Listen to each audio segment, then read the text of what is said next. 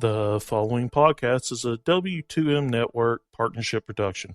Visit W2Mnet.com for all of our other great podcasts, plus news, reviews, articles, and opinions from the worlds of wrestling, video games, football, and entertainment. You are listening to the Jobbers Court Podcast, part of the W2M Network. We're a podcast for wrestling fans old and new. Court is now in session.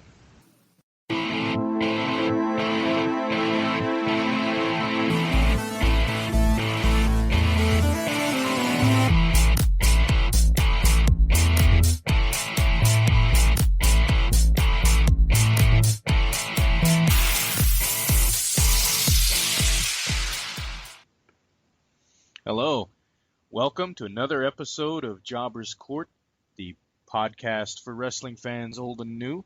I am the Rasquatch, the king of Jobbers Court. I am here today with my two fine gentlemen of the round table as we discuss wrestling topics. I have the man of 1,004 nicknames and Cedric, the wise old owl of wrestling. Really good stuff today, guys. I'm excited about a lot of these topics, and was fun sitting down and really studying some wrestling this week. There's quite a bit to look at. So this last week treat you guys all right? I gotta say, I am not even just ecstatic. I'm how-static for this new U.S. title coming up. U.S. title tournament. How-static. How-static. Sounds like a cleaning product or something. I don't know. Maybe I would not recommend washing your hands with it. It burns slightly. I wouldn't recommend using it for nothing else either. The sweat of the Hulkster. Essence of Hercules. You should bottle it like Rick Martel and his thing of arrogance back in the day. Oh. Hey, I don't think I'll sell as much as Rick Martel's stuff. Nah, I mean, Rick Martel is a pretty good-looking man, so. I don't think he sold much of it either, though. All right, so got a lot on the docket today. We're going to talk about the WWE titles being defended on TV with the mass amount of network specials we have. Should they still be defending the titles on TV? We're going to talk some today about guests coming into Raw, SmackDown, and at times interfering in matches and kind of what our thoughts are. We have a great instant classic match of the week, Cedric's pick this week, and then we'll be introducing our United States Championship bracket to determine who we believe the best United States champion is of all time based on their reign. And then finally, we have our praise rant shout out of the week and maybe covering an article or two. So excited to get started and happy to be here. So let's get right in. Let's get it on. That's right. Actually, I think it's let's get it on. Yeah, I can't sing well. Well, you can scream though. See, I'll sing. You do the screaming. Let's get it on. Nice. Good work. So, all right. So, first off, I want to start by talking about the WWE titles being defended on network television. Cedric, what are your thoughts on this, as we pretty much have a network special now about every 2 weeks? Are you a fan now of the title being defended or not? By the way, I'm doing okay. We didn't ask you that. I know. Hey, exactly. Hey, it was dead silence for a minute. Hulkster, like always, took your spotlight, and then after that, we forgot to have you chime in. I'm just kidding, by the way. No, I'm sorry. The camera loves me, and so does the microphone. But I'm sorry. You had something to say, Cedric? How are you doing today? Like I said, I was doing better until anyway. I'm sorry to interrupt you, man. I got to stop doing that. I'm sorry, but go ahead. What's going on? The truth is, you bring up a really good point when it comes to all the network specials that we're having. If it wasn't for the your usual 12 plus whatever 7 others that they've added, it's not a bad idea. It's back in the day when some of us didn't have the money, at least myself, or the opportunity to see a pay-per-view, to see a title being defended in a TV on TV was not uncommon, and it does bring something refreshing, I guess, for the viewers that can be at a live show or cannot, watch the network specials as they're going. So I don't mind that. Definitely, it adds more to that one episode, and I think for any WWE follower, that will be the one episode to watch, especially if you know about it beforehand, if it's announced, whether through social media or even on the previous episode. But just like you mentioned, if the title's gonna be defended that same week, and it's also like it's gonna be defended on the network special, and it's also being defended on the show, might just be a little bit too much, especially if there's a change of title reign. I wouldn't want to see someone lose the title on Monday just to gain it back on Sunday, or lose it on Sunday just to gain it back on Monday or Tuesday. So it makes the one TV episode interesting, but it can get carried away if it just happens that same week or within a week or two, that title's going to get defended again.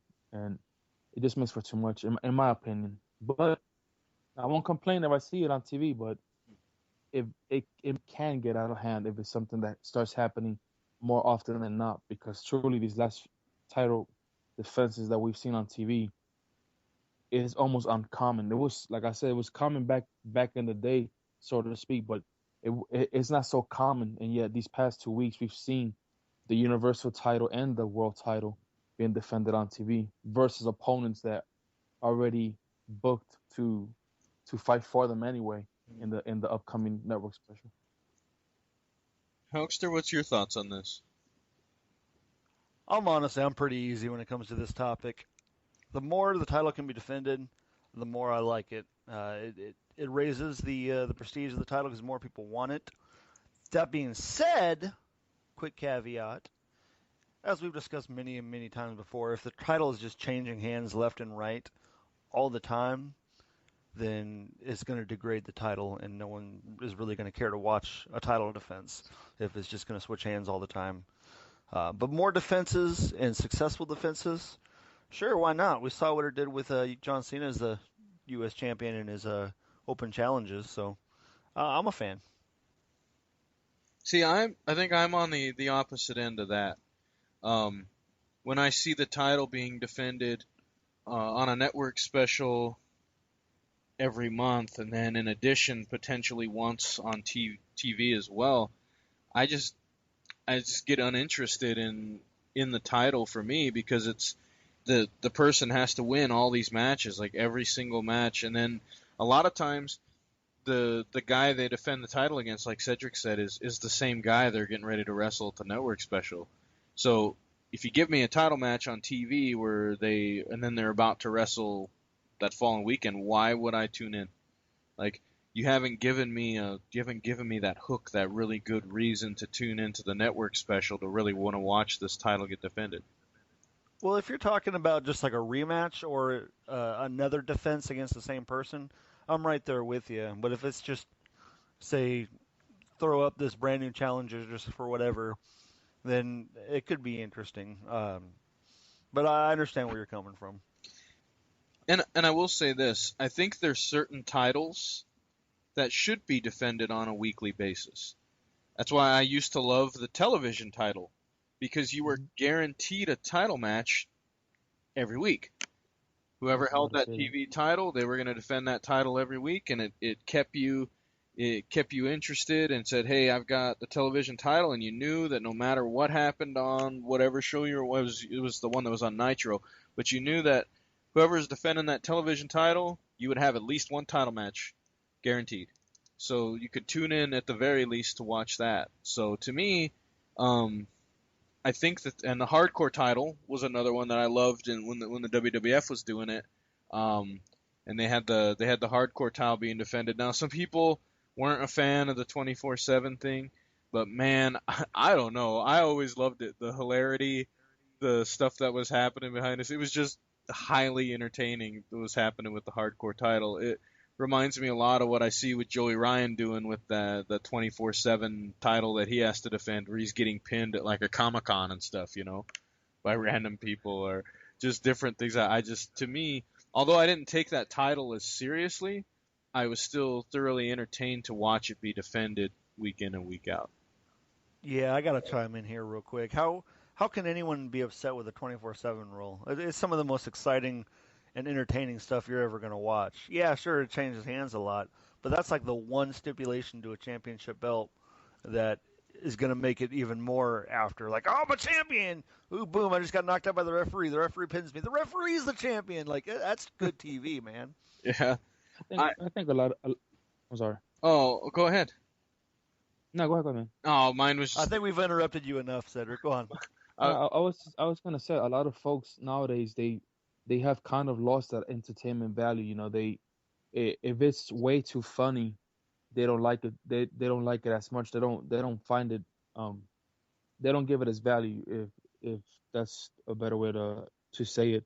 But within what WWE is in the sports entertainment portion of it, there is nothing wrong with some funny, entertaining stuff if the wrestlers doing the acting, so to speak, are good at it. And that was the one thing about the 24/7 rule with the hardcore title. It gave folks that you knew were never gonna have that main star platform a place to do what they did best, which was wrestle their crazy style, just make us laugh in the process.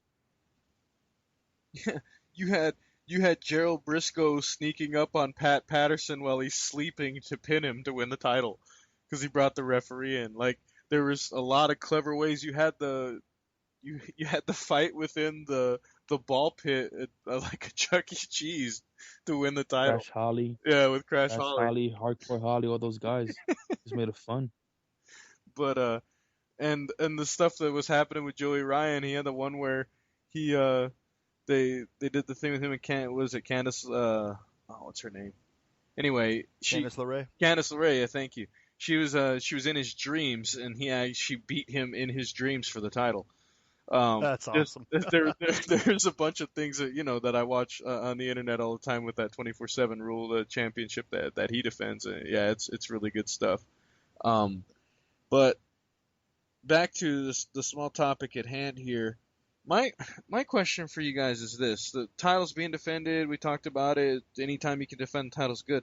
But how do you build a storyline? How do you build interest in a storyline when the title is being defended so often? What do you think, Cedric? Well, I think before you even mentioned it, I had written it down to say it if none of you guys mentioned it. That's where the television title is such a good title to have, because it's a prestigious title. Like I remember RVD at one point, he was above the actual ECW title because he was defending it all the time. He had the star power to carry. I think he had it for like 2 years, and if it wasn't for a broken ankle, he probably would have never relinquished that title.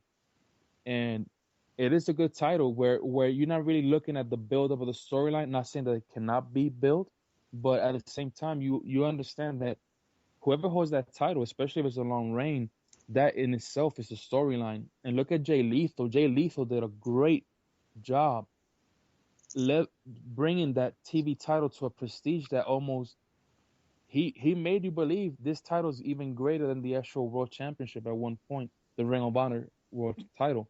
So I think that's where the TV title would have its place.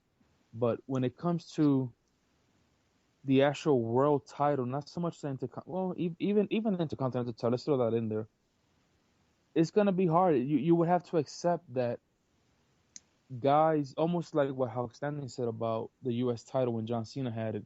You would just have to accept that guys will be gunning after you, and there wouldn't really be a story behind it unless it's somebody that comes from a previous feud. I don't think if you're defending it every week, you really won't have time to prepare a really good, strong storyline unless it's someone that comes from a previous feud or a different company or something like that. I don't see it happening. But that's the one thing the TV title has. You don't really have to depend so much on the storyline, more the fact that you just know that it's going to be defended every week. Yeah, I think the other thing about a television title too is like then on the network specials, like that guy gets the night off. It's the only night, that anyone else is getting off during that entire period. He's everybody else is looking to defend their title, and here's the TV title guy going, hey, I'm actually get a night off for once, because otherwise he's carrying the bulk of the title defenses. Now, interestingly enough, there was rumor out there that NXT is looking to add a mid-card title, and it's potentially going to be a television title. And if that happens, I would just have to really commend them again for adding that to their show, because I think that's something else that could let them take it to another level. Now, one thing I will say, I miss like huge build-ups and rivalries and things like that leading into matches. And that's one thing that NXT, I think, does really, really well, because A, they're 1 hour product, B, they're not defending the title as much. So they can go and, once every 2 or 3 months, have someone defend either the tag title or the world title or NXT title. And, then they're good, and then at the takeovers, get their titles out there and start carrying feuds over. So, I don't know, especially like you look at with Asuka and Bayley, like the build-up to that was pretty good, and then they had the title, where they had the match where Bayley lost the title, and then it was sort of the build-up to them wrestling again, and to have her versus Bayley in the rematch. But that rematch was several months down the road. I really miss when wrestling was billed that way, and I think in some respects that's why NXT, I think, garners a lot of interest from fans, because it sort of takes you back a little bit to when you're actually building a story, as opposed to worrying about these title defenses every couple of weeks. But I don't know. What else do you guys got? Well, my opinion on the building stories with multiple or more recent title defenses is there's a really bad way to do it, and that's, as we've kind of been seeing recently, with rematch the very next night, another rematch a week later, and constant rematches with the same person. And that gets really boring and tiresome. On the flip side, a really good thing is the open challenge, because you get fresh faces. However, a fallback to that, or a drawback to that, is eventually, if you're really trying to build up a champion, you're going to start making the rest of your roster look pretty weak and pretty thin, a la John Cena as the top tier guy. Now we have the Super Cena chance every time he walks into a ring, even though it's been, 2 years since he held the title? Mm. Well, here's my idea. If I was a booker for WWE, I just want to throw out a little bit of imagination for you guys. Here's what I would do. The Miz in his Intercontinental Championship. He's selling it as the never-ending championship. Let him take out 2 more guys on the main roster, or maybe 3 more guys on the main roster. Take them out, and then say, I've beaten all the worthy champions here in WWE, so I'm going to start having an open challenge. But I'm going to pick somebody from the WWE universe, and under wraps, have it actually be like local jobbers being placed out in the crowd or something. Have him pick guys out, and they come in street clothes, and he has matches with these indie guys, and he beats them. Kind of like squash matches, but have a guy like actually can work, and that'll be a way to build Miz up as a heel guy, taking on, beating up these nobodies who are just regular people. But also it gets him defending his title, which is one of the things a lot of people make fun of him for, is that he doesn't wrestle as much as we want him to. Even though he's pretty busy lately. Interesting, yeah, definitely a interesting angle. It's funny because that goes back to an angle from are you familiar with the fact that Santino angle Marella? Well, no, actually, well before Santino, there was actually a person who would call out wrestlers out of the crowd and beat them. And we're talking back in the 70s.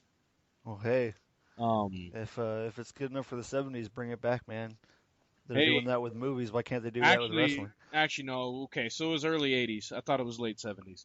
But you guys are familiar with Andy Kaufman? Oh, yeah. Okay, so... Oh, yeah! Andy Kaufman with Jerry Lawler. Used to call women out to the ring to see if any woman could come in and beat him. Yeah. And then he would pin them. He'd beat them in a match.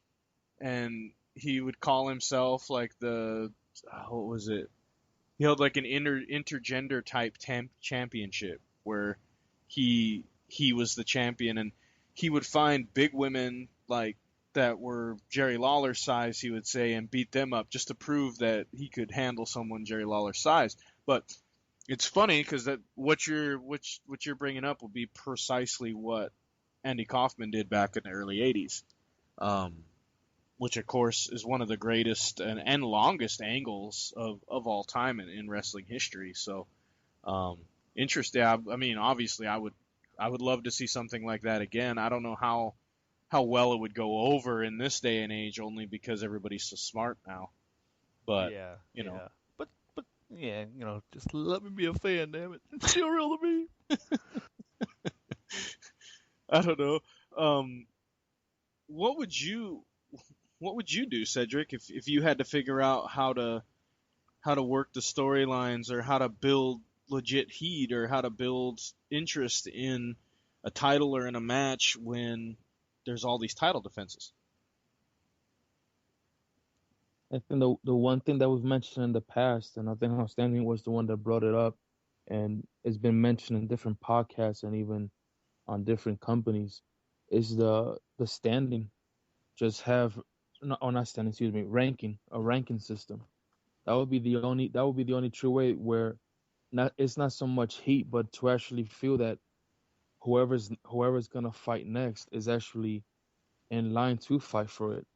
Because to actually have a real storyline, like this week, Jericho tweeted that his favorite match was one with Shawn Michaels, where it was booked to last just a few weeks, and the actual main event match did not happen till 8 months later. It will be very difficult to build that kind of heat, that kind of storyline, that kind of feud if you're defending a title so much, unless you're talking about one person that thinks they're deserving, but you just keep overlooking them, and giving somebody else an opportunity. That would be the only way I think they would actually build a good storyline with two people finally facing each other. Will be where that one champion keeps telling that person, "Now you're not even deserving of this," and while that person keeps winning the matches, the champion still doesn't think he's deserving, but he continues to defend against other people. And when eventually these two fight, win or lose, it will build up enough storyline where it'll be worth watching, because you've been waiting for that one moment for these two to fight. That would be my either ranking or something like that. That would be my way of truly making heat between two folks. Not so much everybody that fights every week or every other week, but those two guys just finally, almost like a Kevin Owens and Sami Zayn last match type of emotion. See, I think that the rankings thing is super easy to do. And imagine if you have the 9th ranked contender for the heavyweight title and they beat the 3rd ranked guy. Like, even as commentators, you could really talk that up as to how significant of an upset it is. That way, not only is it a surprise, because everybody watching it's going to be surprised that win happened, you could also use that to your advantage and say, wow, I can't believe this guy's truly an underdog. The other thing I think that they could incorporate, and I don't know how you guys feel about it, but you can bet on wrestling, right, in Vegas? Oh, yeah. It would be pretty cool if, much like MMA, they actually showed who's the underdog, who's the favorite. and if they did build in a ranking system. Now, when at the live events, I know they don't do it week to week, but at the actual TV events, they could the network specials, excuse me, when they're actually in there, they could actually show what's the Vegas odds, and then you could look at it from a betting perspective, who is expected to win, who is booked to win versus what ended up happening, and they could play that even as an upset. So, you could say, oh man, this guy's a 5-1 underdog or whatever, like think about what that would have done at like WrestleMania, for instance, when AJ Styles lost to Chris Jericho. Could you imagine what the betting line was probably for that? Because I know I was in complete shock that AJ Styles lost that match. And I'm sure there were a lot of people that felt that same way. But if they would have had a ranking system in place, we could have known, who stood where, but then also we would have known who Vegas thought was going to win. I think that would be an interesting idea and something to kind of bring into the modern WWE, but I don't know. For pure entertainment, I like the idea a lot because that just brings a new element of this evolution of kayfabe.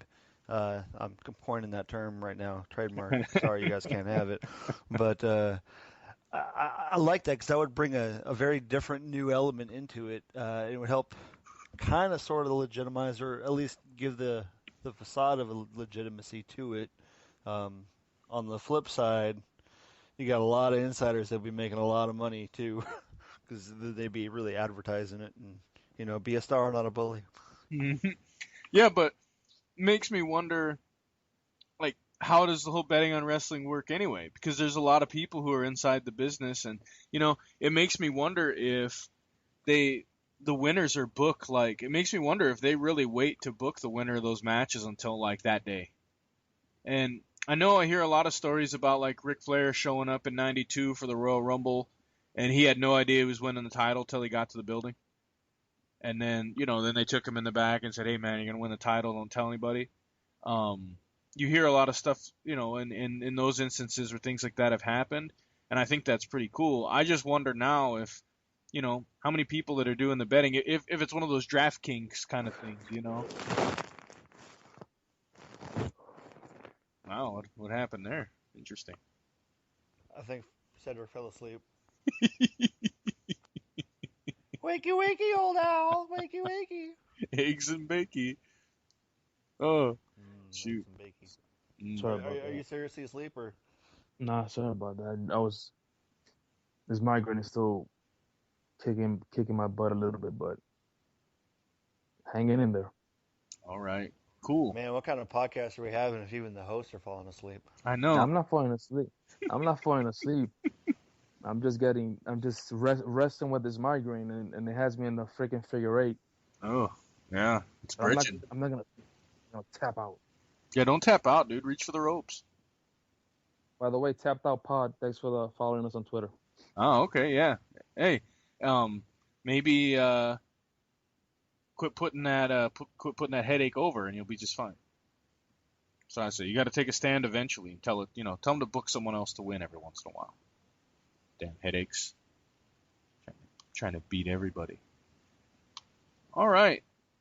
Cedric, you got anything else on this topic, or any thoughts about a Vegas betting being instituted potentially along with the ranking system? The ranking system, I think, will be something different.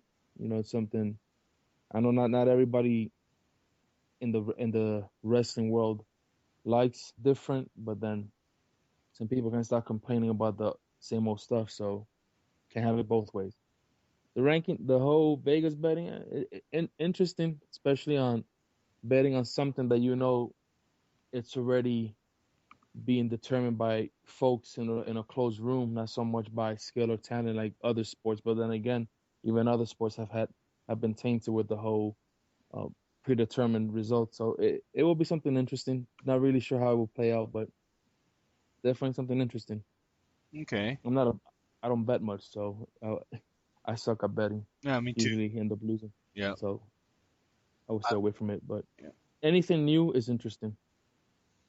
Yeah, and I know, like I'm a big football fan, but when they start involving the spread and stuff like that, that's where I'm lost. I'm like, yeah, no, I can tell you who I think's gonna win, but when it comes to are they gonna win by at least 4 points, that kind of stuff, then it's like, I don't know.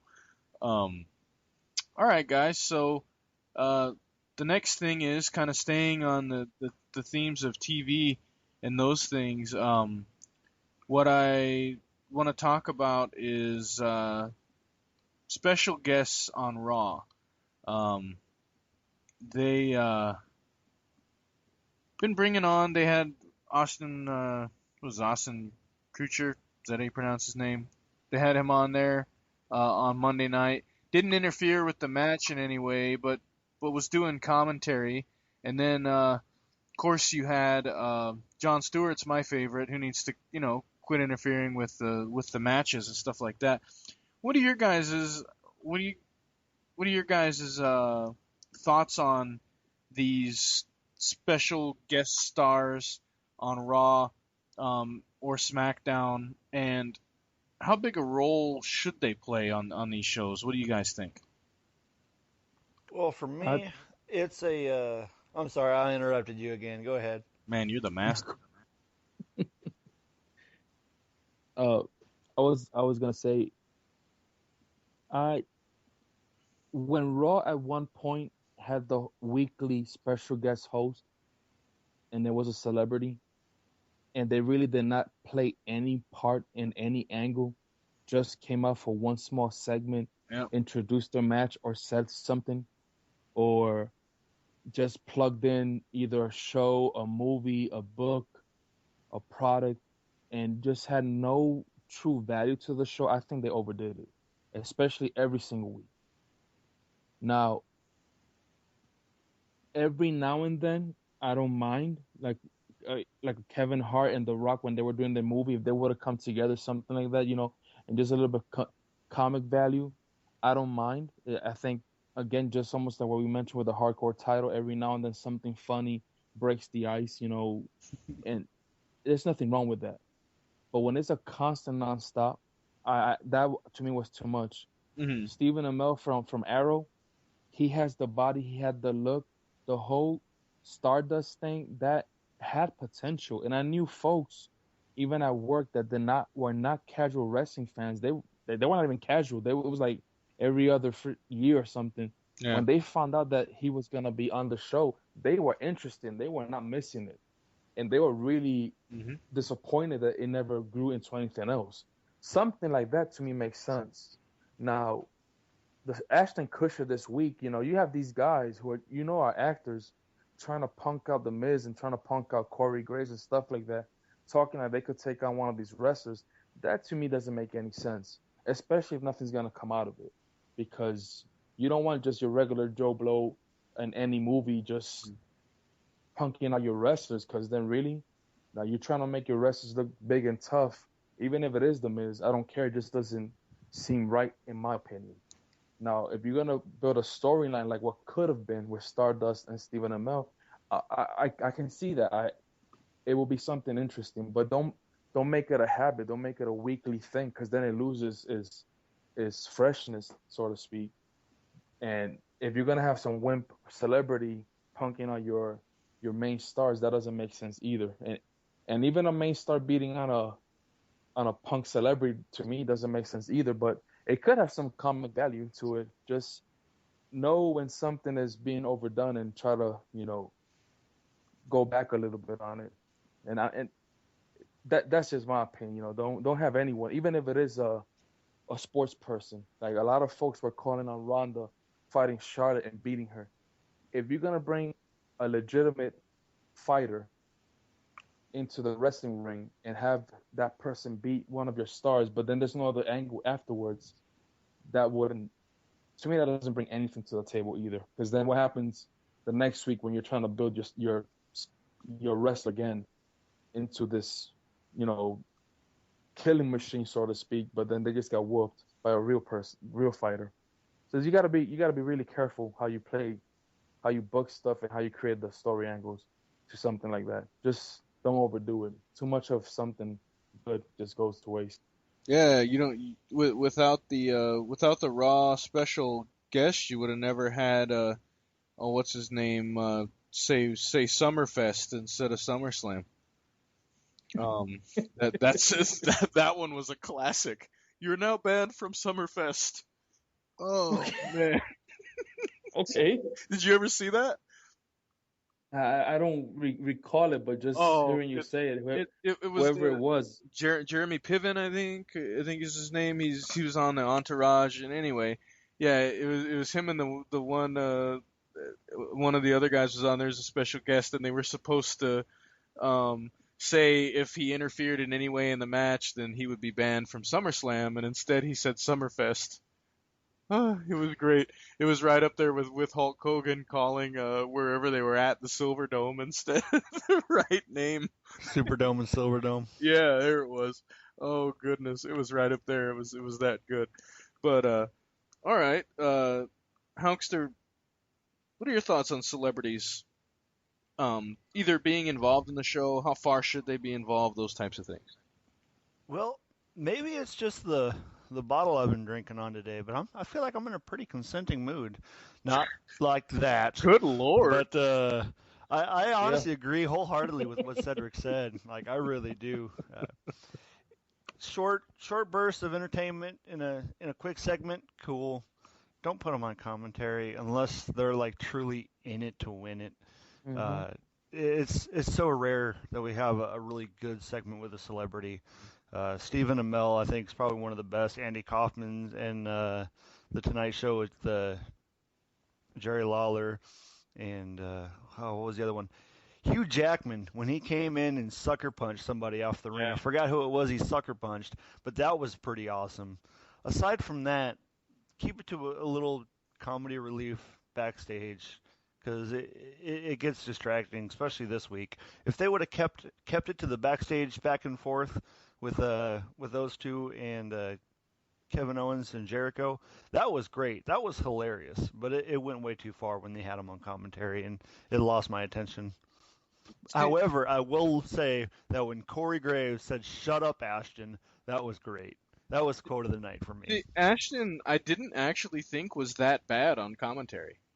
Well, no, he wasn't really that bad. It's just that it was detracting for me. Like, okay, I think he talked too much. Like, he wasn't bad. It's just he was there, like, really calling it play-by-play, and it really caught me off guard. He's better than David Otunga. Like, for sure. Sign him to SmackDown. Sign him to SmackDown. Keep him there and keep him every week. I'll be fine. But for this one thing, it was just weird. I did like it because the one thing I liked about it is his buddy obviously isn't, but you could tell that Ashton is a wrestling fan. He knew a lot of the moves. He was able to keep up, like calling it, But it's funny because if you watch some of the older wrestling stuff and some of the earlier pay-per-view events, they would have celebrities sitting down at the commentary table. And so now you've got a celebrity who knows nothing about wrestling, but they're just there talking with Jesse Ventura and Gorilla Monsoon, like, talking through their opinion on what's going on in the match and stuff. And well, that's back when it was pro wrestling and not sports entertainment. Sure, and I still always really liked that. Like, there was one, I can't remember which one it was, that had Elvira throughout the entire paper, and her and Jesse going back and forth throughout that was great. Like, it was really, I really enjoyed it. And then her obviously not understanding what the hell was going on half the time, so she would just be making comments, and then Jesse Ventura would have to explain to her. There's a time and a place. Cyndi Lauper stepping in as a manager for what the hell was her name? Not Rocket Robin, the other one. Wendy Richter. I was saying Richter. I'm like, that's not it. When she was coming in and doing that, I'm a fan of that. But let me throw something out there to you guys. Maybe you guys remember it, maybe you don't. But Lawrence Taylor, Bam Bam Bigelow. Mm-hmm. Did you like it? Did you not like it? Oh yeah, LT. Yeah. I thought it was entertaining for the brief moment. Yeah, but it definitely showed that LT is an athlete and not a wrestler. I think it was fatigue, wasn't he? Like Bam Bam's cardio was good, and And LT was getting off fatigue, if I'm not mistaken. Yeah, well, most people's big complaint about that is how do you put Lawrence Taylor over Bam Bam Bigelow, who was one of your like upper mid card heels at the time, and you're basically taking a guy off the street to wrestle him, and then you have that guy beat him. What did that do for Bam Bam Bigelow? Well, first of all, he took him off the football field, not off the street. And it's not like he's Shaq or somebody. Look, first of all, Lawrence, and here's the thing with Lawrence Taylor. People talk about, well, you just said he was an athlete, not a wrestler. How long do you think he actually trained for that match? Probably not. I mean, he probably was like, a few weeks. Like, we're just gonna figure out how to take a bump and do the best we can. Hell, Dennis Rodman, Karl Malone, Jay Leno, like. Look at what WCW used to do with these celebrities, and yeah, you would get pay-per-view buys, but when Jay Leno puts Hulk Hogan in an arm lock and Hulk Hogan is screaming and selling it like crazy, I had a hard time with it. I had a really hard time with it. Agreed. But Lawrence Taylor to me was a little bit more legit, and maybe it's just because I was a little kid when that was going on, like I was still impressionable. And I was on the verge of whether wrestling was, legit or not. And to me, it was one of those things to where when that happened, I think it was at the Royal Rumble when it all started, and he pushed Lawrence Taylor, and Lawrence Taylor was going to come over that fence. I said, Lawrence will eat you alive. Like, I remember talking, like, Lawrence Taylor's mean. I seen him on the football field. Like, he'll kill Bam Bam Bigelow. And then to actually watch them, progress through and have a match, a lot of people complained about it. WrestleMania 2 is another one where they had the Battle Royal, where they had the football players mixed in with the other guys in the Battle Royal. I think it's been done well in the past of having celebrities be involved in these angles, but there's also been some really, really bad ones. Jon Stewart, for instance, both of his that he was involved in were two of the worst pieces of business I've ever seen. And I love Jon Stewart, but what I don't understand why they, were these his ideas? Was this his creative throwing stuff? I have no idea, but I do know that I thought less of him as a comedian and as an actor after both of his appearances in the WWE, and it shouldn't be that way, but it is. It's like the Arquette guy when he won the title. Oh yeah. Everything to promote that movie. Well, the movie didn't do that well. And a lot of people say that was one of like the lowest points in WCW, and they never recovered from that. No, that's to me. Even the Shaq, you're talking about Shaq, but they've already talked about him fighting Big Show. Even if a celebrity / athlete as Shaq, who was not even in shape during his basketball career many times. If he fights against Big Show and is put over Big Show for one fight only, what does that say? The respect and gratitude towards a Big Show. Now, granted, maybe Big Show might just see it as business and go ahead and do it anyway, But at the same time, when you have some of the celebrities come in and beat one of your stars, whether he's a mid-card star or not, it just to me from the perspective of the business, maybe brings butts to the seats. Buys people sells pay-per-views and whatnot, but it's just then what happens afterwards. That's the thing to me. Like the next week or a few weeks later, they try to say like that never happened. You know what I mean? Mm-hmm. It like I like the angle you said. I remember watching WrestleManias where you had so many celebrities around. Pamela Anderson once sat down to this and the commentating table. I think she came out with Shawn Michaels, on our mistake. Kevin Nash. Big Sexy, okay. Something like that's okay.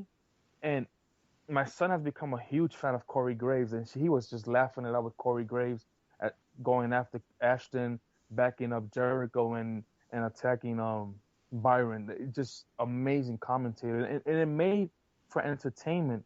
But at the same time, like you said, the other guy was not so much into wrestling, so some of the things he was saying wasn't really entertaining. And even the little segment between Jericho, Owens, and them two, I think Jericho won it for me at the end when he left the camera once and he came back to the other side. To say it.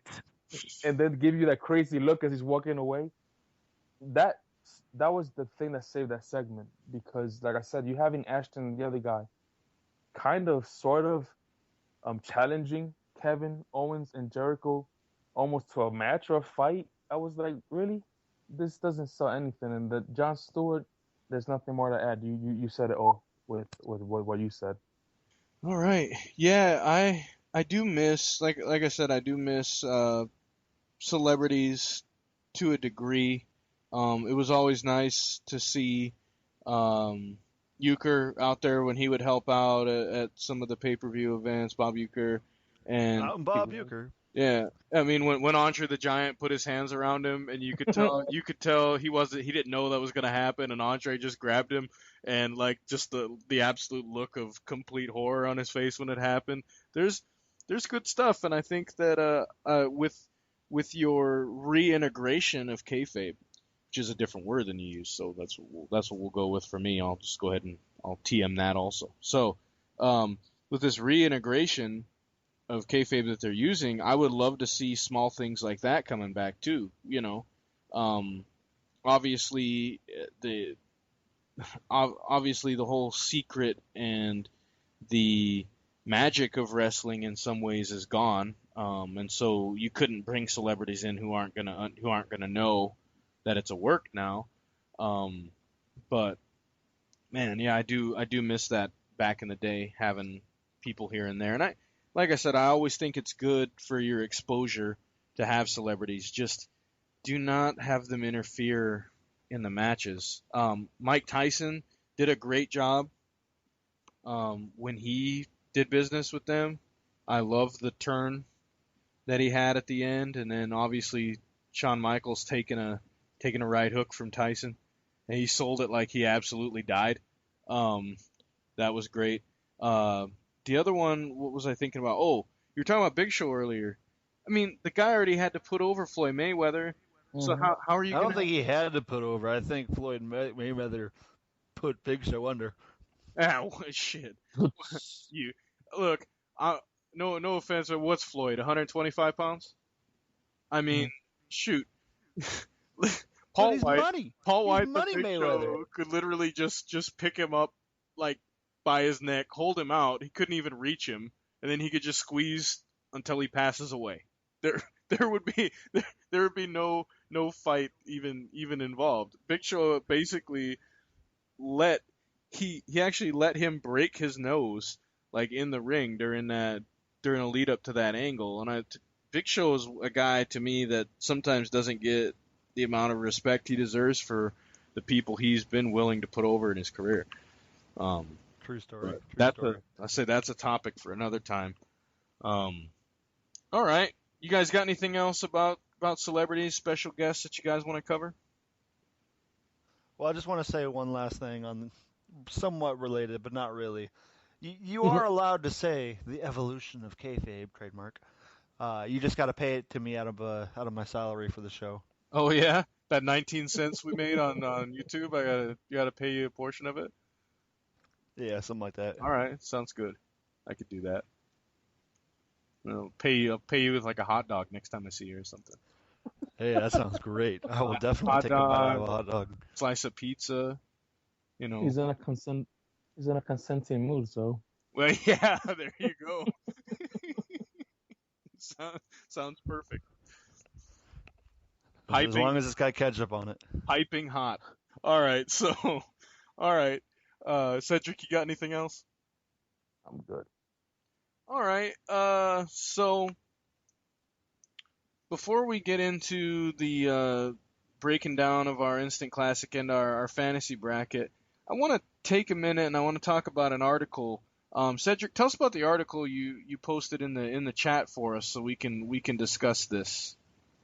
All right, I had this article open and I closed it, but pretty much, here it is. The article was titled WWE Brand Split Has Failed, and it's from Last Word on ProWrestling.com. Pretty much, the guy breaks down. He has 4 points that he wants to make. The editor being Ryan Smith. He breaks it down in his opinion why he thinks already the brand split has failed. He doesn't see much growth. To be honest, he doesn't see in the next few months something coming out of this.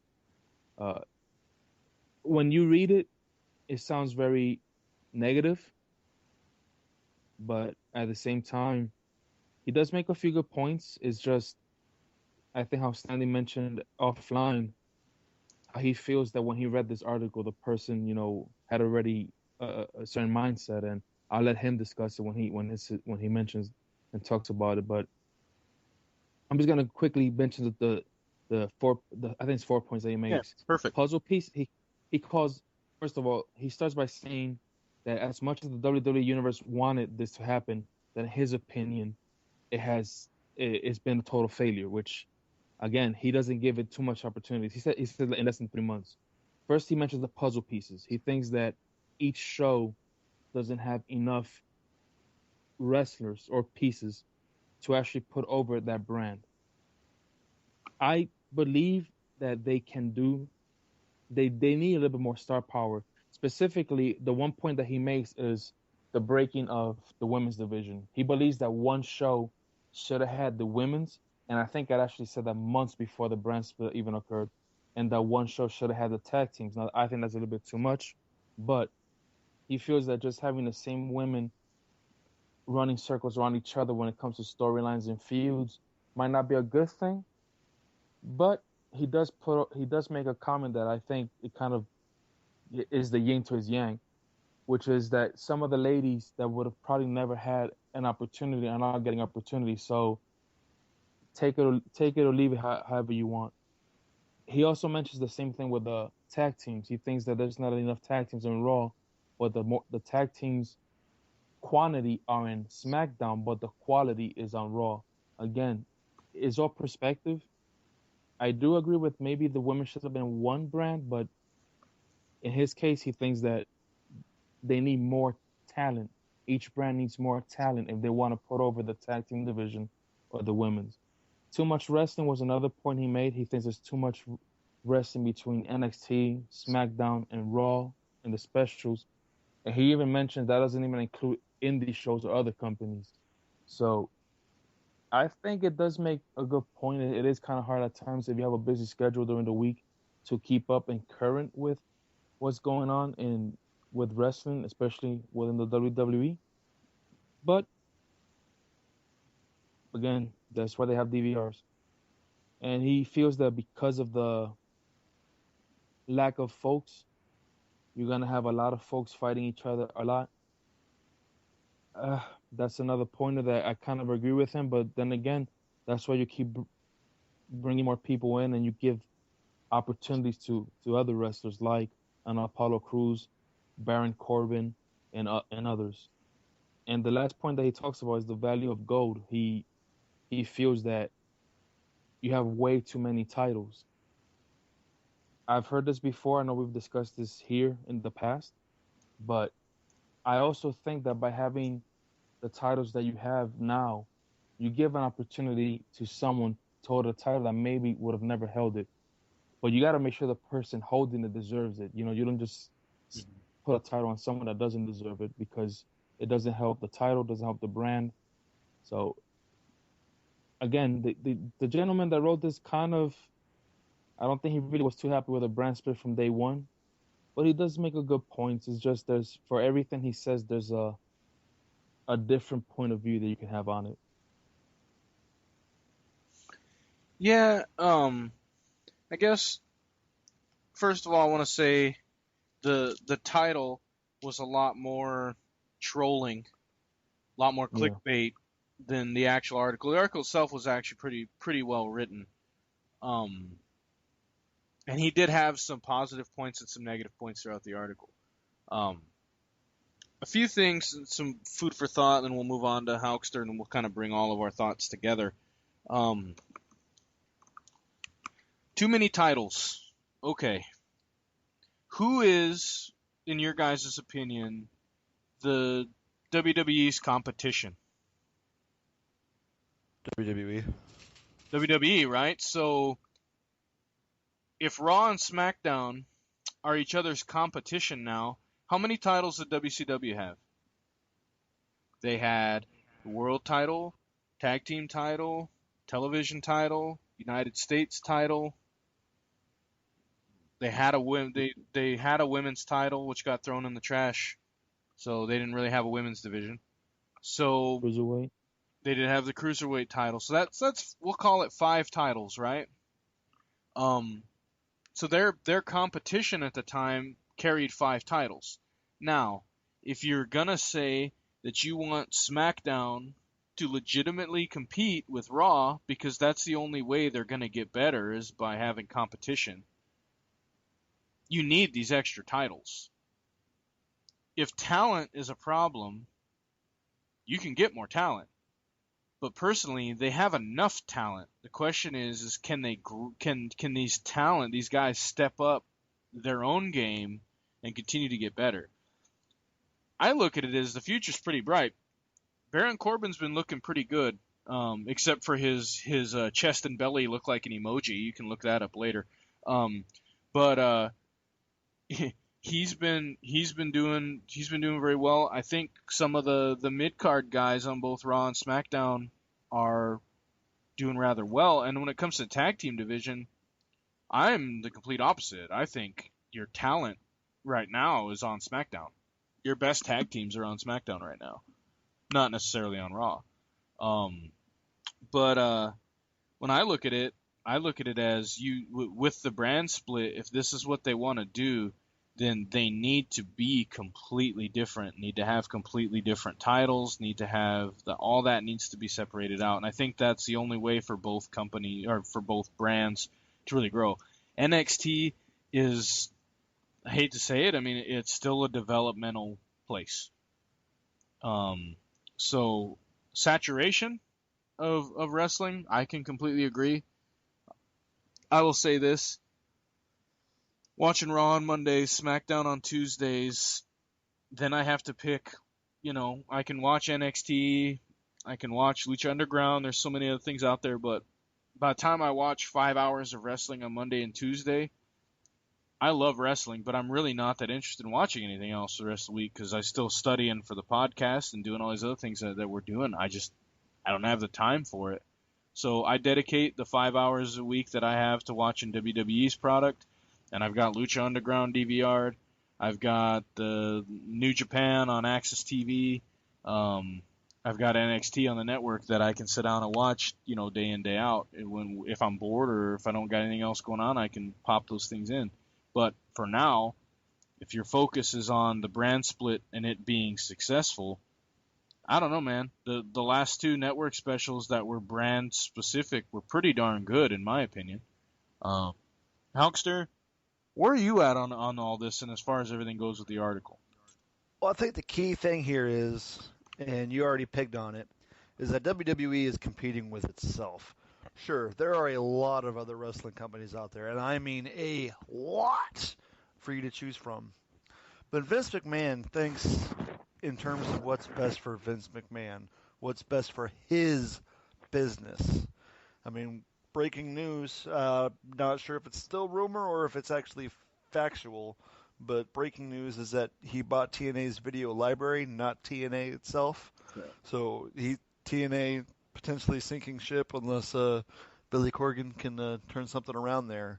But with him buying the TNA library, he's fulfilling the WWE network with all of this old footage of Samoa Joe, AJ Styles, guys who are now WWE products. Bobby Roode. People have to, Bobby Roode, Austin Aries, Eric Young, all these guys who are now WWE moneymakers.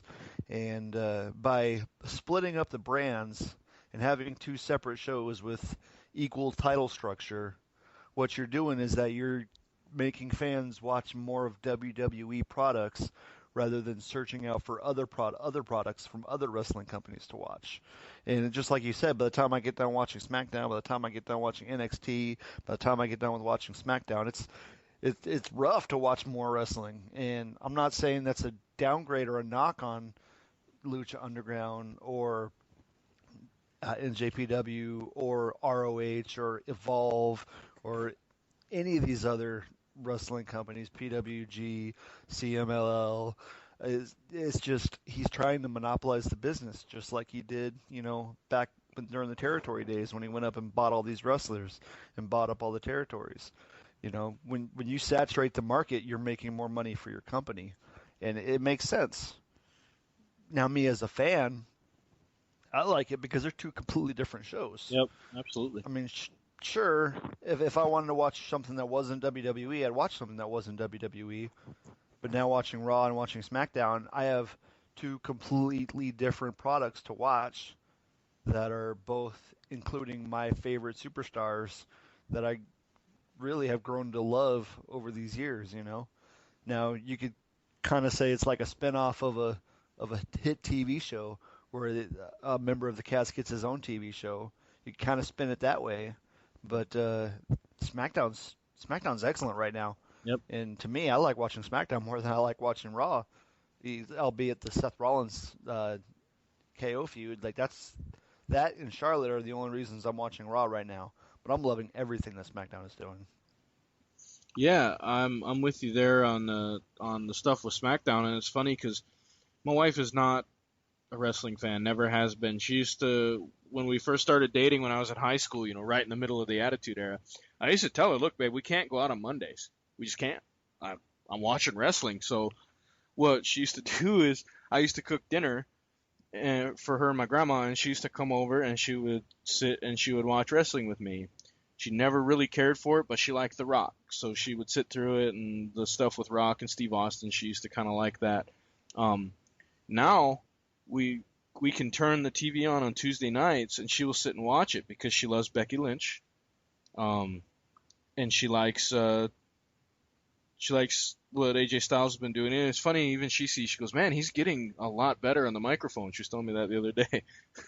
But it's funny, like, it's a product that she'll sit down and she'll watch because she's invested in a couple people in that show. Raw, she could really care less about. But SmackDown, she likes the characters that are in that right now. And so that's a show that she can sit down and she'll put 2 hours of her time, into watching it with me and the kids. Granted, she'll be on her phone, some of the time, who isn't, but whenever her people are on, she's, interested in watching that product. And to me, that says a lot, because SmackDown had me so interested in watching it lately that it brought me back to, like, usually I don't care to watch it live. I'll watch it the next day. I don't care. But the last maybe 3 weeks or so, it's been like I have to watch it Tuesday night when it's on. And sorry, my kids got to go to bed at 8. I'm like, sorry guys, you're just gonna have to miss this last hour. I'm not waiting to watch it with you tomorrow. So that's awesome.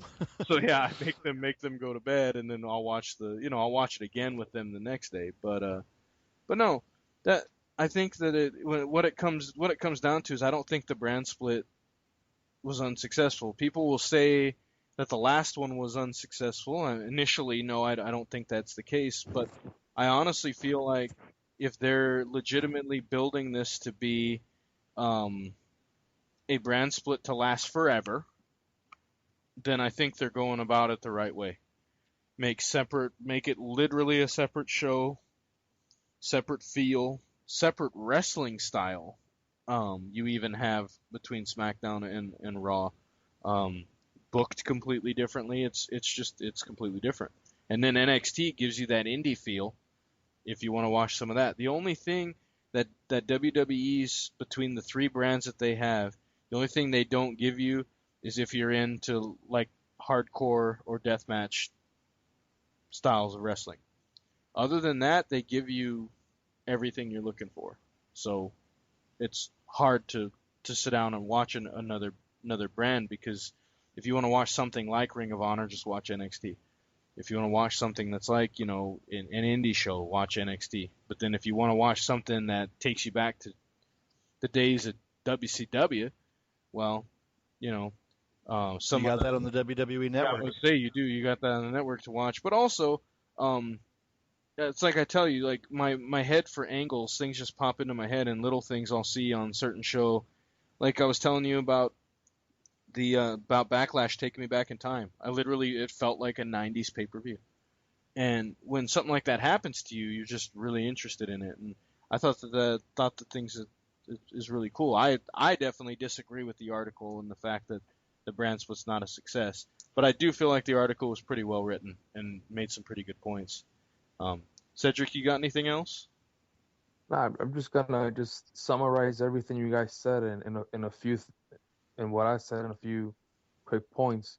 What the thing, like you said, the title WWE brand split has failed. Then mentioning in the introduction of it, WWE brand split has to be considered a failure. I think it's too soon to say that. Mm-hmm. You might not like what's going on, but to say that it's a failure, it means that it's total crap, and I really don't think that. Puzzle pieces, like he said, he thinks that WWE might not have thought things through initially. They did, obviously, but I remember the pay-per-view after the draft. Yep. We even mentioned, like, it didn't make sense. Like, why would you have this pay-per-view with all these guys mixed together that we already know they're going to different shows? So whatever happens in the ring, win or lose, there's nothing going to be carried over because they're in different shows. So at the beginning was a little bit awkward, but the whole missing pieces, whether it's women or tag teams, there's so many stars right now to pick from that to say there's not enough folks for the division, or maybe main roster wise it might look that way, but there's still so much talent that can be called up or even signed. So really that's a quick fix. Too much wrestling, you guys already touched upon it. If you're a true fan, you're gonna watch it, you're gonna enjoy it. If not, it's too much. But you guys touched upon it really, really well. The whole Pete and repeat, again, we've discussed this in the past. Build your guys, and you will avoid the whole Pete and repeat. You will avoid seeing the same people fighting for the title all the time. That's all you have to do. Build them. I keep thinking about something you said many, many podcasts ago, Brasquash, which is you cannot always give the fans what they want. Mm-hmm. If people are booing somebody and you immediately take them off the storyline bookings, don't do that. Use that heat to continue to build that guy. If it was that way, we wouldn't have The Rock, because The Rock turned that into a positive when he was being booed. So it's just a matter of how you build your guys. And at the end of the day, the value of the GOAT, I'm not gonna add nothing more to it because you guys pretty much said. I remember months ago, there was a little bit of hesitation of more titles, but you guys pretty much put into perspective today. If you want to build two separate brands within your own company, you got to have champions representing those brands. You just can't have one person jumping back and forth between shows. Fatigue, injuries, and just it will make for awkward storyline when you have two different people fighting one person. So just the way everything is right now is perfectly, and I was looking over while you guys were talking, there were even more titles defended in WCW, so that was a really good point. At the end of the day, well-written article, but I think this person pretty much already hung up any hope of stuff happening. And to quote Hawk Standing, this is an infancy. It's just starting right now. Even Raw, that's been the A show, the flagship show, this is new for them as well because they have to use what they have. So just give it a chance. Maybe a year from now, let's grade it, but not this soon. I think it's not fair to them. Give them a shot. I was listening to Jim Ross's podcast, and he said that before anybody could ever judge the brand split, they had to wait till at least this WrestleMania coming up. They had to give it at least that long before you could even begin to try to pass judgment. Because you have to give people time to mesh and the bookers to figure out what's going on and everything. One thing you said, Cedric, that sticks with me is, we talked about, somebody's getting booed, don't pull them off their storyline. In today's day and age, like a white meat babyface in a company is nowadays could be considered one of the biggest heels in the company. A John Cena type guy, a Roman Reigns, like a squeaky clean type of face, people hate them. And I think a lot of times it changes the way a heel is, because as long as you're getting booed, are you still a heel? Maybe. So, wrestling is constantly evolving, constantly changing. I heard someone say, "Oh, well, if they buy TNA, they should do a TNA angle. It'd be like when they did the one with WCW. No, it wouldn't. it wouldn't even be close, because who's gonna come from TNA to challenge anybody? What do you have, Bobby Lashley? I could see him coming in, but who else in TNA right now would be able to come in and push the highest echelon of WWE? There's nobody. Now, what could be interesting is if your brand split does fail, say a few years down the road, and you decide to do some type of invasion angle with SmackDown onto Raw to try to combine the shows again, I could see something like that. But that's what I mean. In order to get better, they're their own competition. They have to breed competition within that company now, because nobody else is ever going to catch them. That's just the way I feel. And actually, I think if they did something and worked with a worldwide company like New Japan too, obviously, but Ring of Honor is already doing that. Cool. Good article though. Great pick, and something that we saw and we instantly knew we were going to need to comment on it. So good stuff. All right. So that brings us to Cedric's instant classic match of the week. Why don't you tell us about your match, Cedric, and then we'll give our thoughts to you. Well, our instant classic match of the week was one that I saw on. I've been recording or DVRing for quite a while the Access TV NJPW shows, and I have lots and lots of weeks, months actually, to catch up. Me too. And I just finally got to watch a Wrestle Kingdom 9 match between Kota Ibushi and Shinsuke Nakamura. You guys know, ever since I started watching NJPW on Access TV, you're home for Inside. No, not anymore. They've been canceled, damn it. But anyway, I fell in love with it. There's a feel between the Mauro Ranello's commentating, which, sorry, JR, it doesn't work. Mauro Ranello, Josh Barnett, amazing commentating team. The matches, everything, I fell in love with it. But these two guys, among a few others, just stand out. And this match did not disappoint. I saw its build-up. I saw when Shinsuke was pretty much asking the top brass, hey, get me competition. And I remember seeing this kid just run out to the ring, release German suplex him, and pretty much said, am I the guy that's going to get you interested again in fighting? And ever since that happened, these guys have put some of the most amazing matches I've seen. But this one definitely stood out while I was watching it on TV. Just an amazing instant classic match, just to quote Mauro Ranello during the match. So if I can give a little bit of history, I'm sorry. No, sure. Again, by all means. Shinsuke was asking for competition. I guess one of those like, hey, I've beaten your best, bring something for me. And then Kota was coming from a cruiserweight weight class, and he wanted to show that he can also fight in the heavyweight title picture.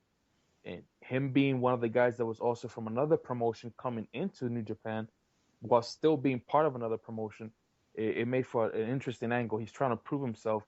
Not only am I good at cruiserweight, but I'm going to put on some pounds, almost like an MMA when you have a Conor McGregor coming up in weight, a few weight classes to prove his value. Well, this is the same thing Kota was trying to do. He was trying to show, hey, I'm not only good at my usual weight class, but I can come up in weight and face some of the tougher talents. And what tougher talent than a Shinsuke Nakamura? All right. Well, I'll let you go ahead and start out with comments there, Huckster, and your breakdown of this match and your thoughts. Well, for me, first off, I want to say I kind of feel cheated by you, Cedric, because the match that you sent me to watch had JR on commentary and not Mauro. I'm sorry, guys. I looked it up, and for some reason, if it wasn't in the original Japanese language, it was JR. Everything was his actual commentating during the show. And if I could have I actually even thought about recording it straight from the TV, but I'm not sure how legal that was. So if you would have only shared it with us, you'd have been fine. There wouldn't have been any copyright. That's not like we're making money off of it. Yeah, that's for dang sure. Yeah, 19 cents, baby. So Trust me, it is so different. That's a whole different subject for another day. Hey, well, Yeah, I that's will all say, right. I will say this before you get started. JR's commentary was not that bad in this particular match. The one thing I'll say about his stuff with Access TV, I just think it's a him and Josh Barnett thing.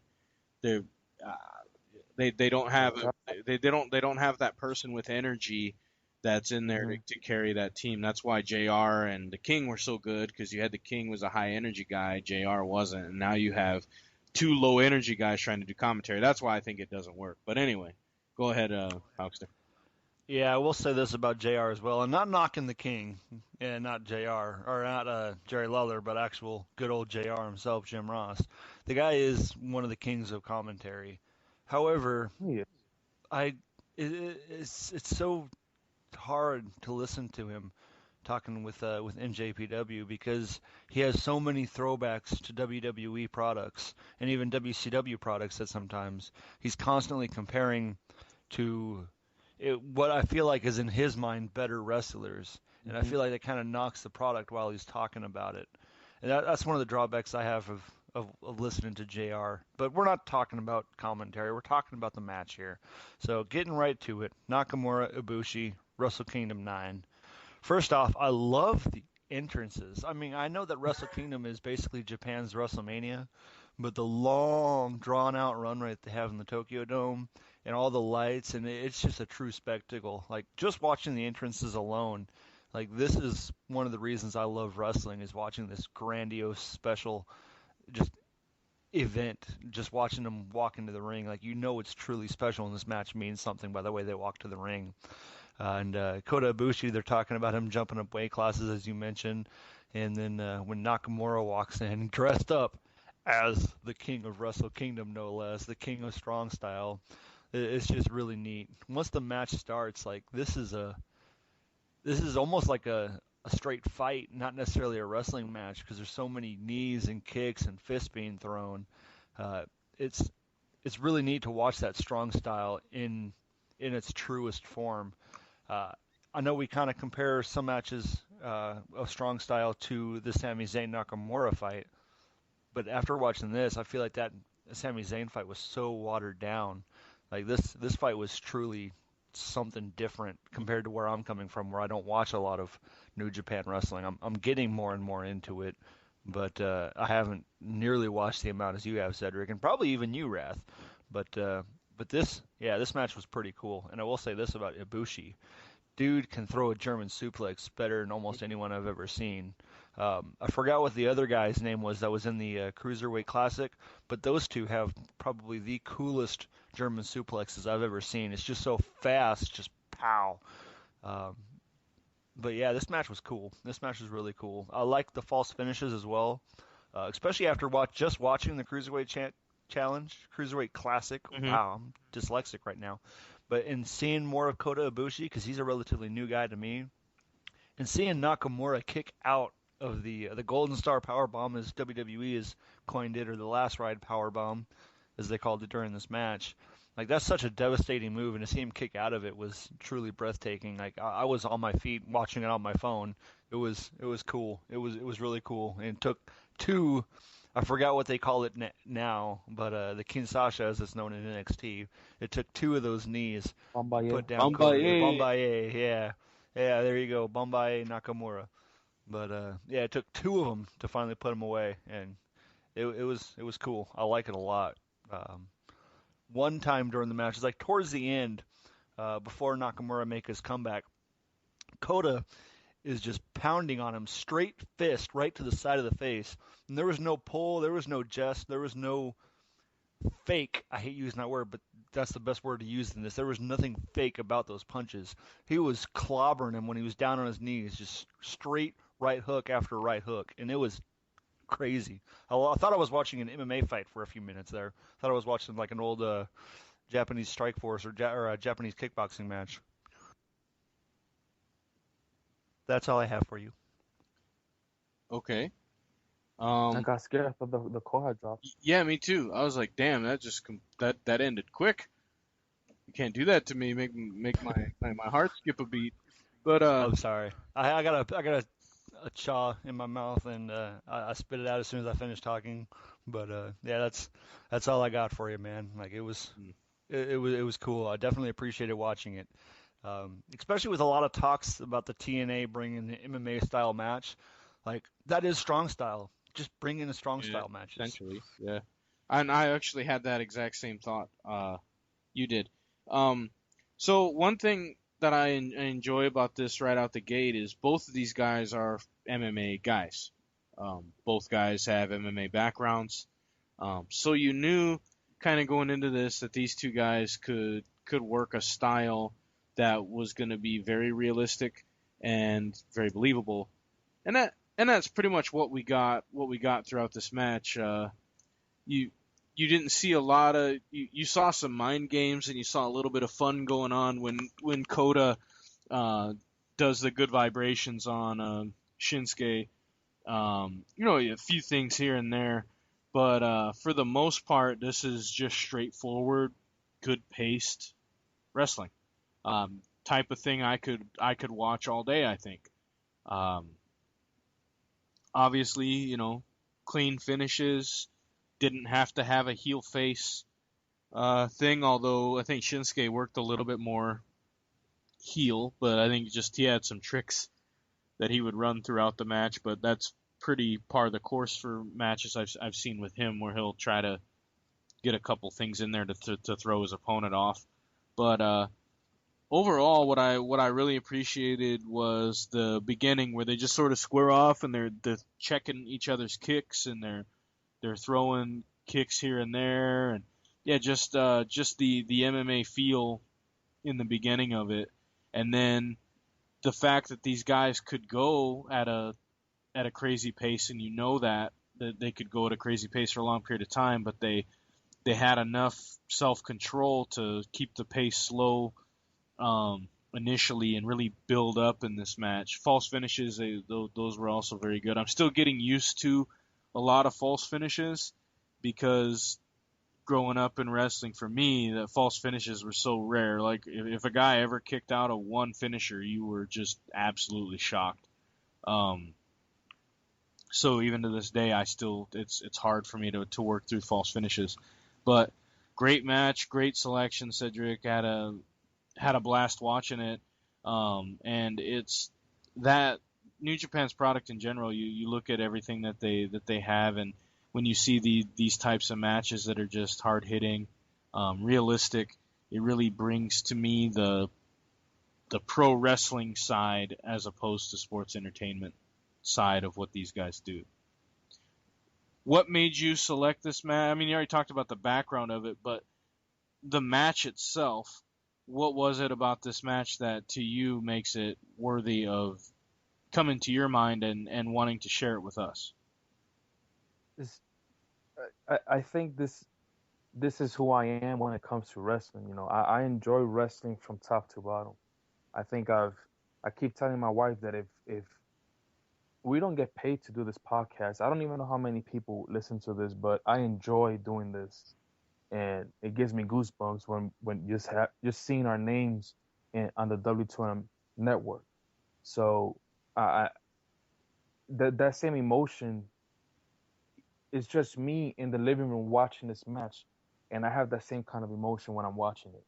It makes me stand up and cheer. It makes me yell. It makes me sometimes tear up to be able to watch such a great match. And as soon as I watched it, I thought about you guys. I'm like, man, how I wished I could have these guys here. One is in Alaska, one is up north, and I'm like, if I could just have them to here so I could share with them, and I just could not.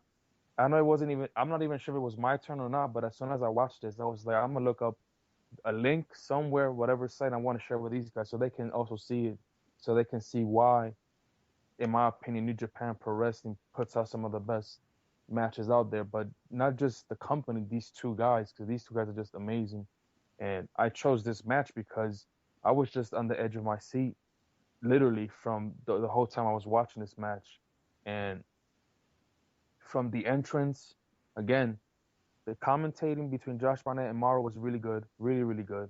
The emotion, the entrance was really good. The showmanship from Kota taking away some of Shinsuke's specific, unique to him movesets, the good vibration, the Boombaye at one point, the Yao pose, his exploder suplex, all that, to the vicious knees that he took from Shinsuke. Shinsuke's showmanship, like getting the hits in the chest and then just opening his eyes really big and telling him, "Come on, bring it on." Just every hit from the moment the bell rang to the end of it, to me, was just that good of a match. And I just wanted to share that with you guys because I knew that whether you're a fan or not of the Japanese pro wrestling scene, I knew you guys were gonna enjoy this match for its hard hitting, for its true emotion, for a German suplex from the third rope, bringing someone in. That's amazing in my opinion. From the knees, the stomps, everything was just so hard hitting and so well done. The triangle moonsault is just an amazing move, and I don't know, guys. It's just I was just that emotional as I was watching it, and it's truly a classic. And even at the end, I'm not sure if the video showed it, but at the end when Shinsuke went up to Kota was crying on the floor, which shows you the emotion he had.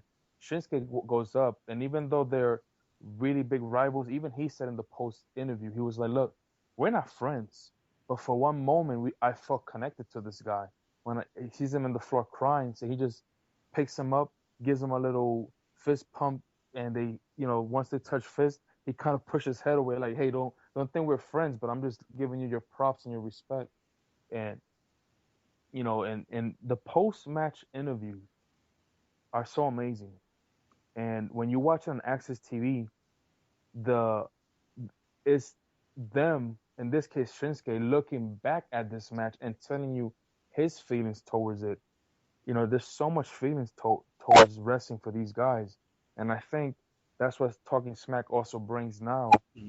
It's new to us here in the U.S., but it's something that we've been seeing in the past with this show and with New Japan with the post interview. So I just think it's an overall really, really good match. It blurs the line between what's fake and what's real, and it almost makes you feel this is real.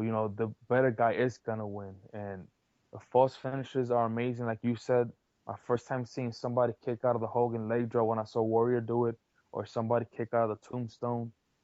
That stuff that gives you goosebumps. I still get goosebumps when I see somebody kick out of one Boombaye. But when the second or third one, I think in their first match, it took 4 to drop Kota. So it's just a great match, all in all, from start to finish.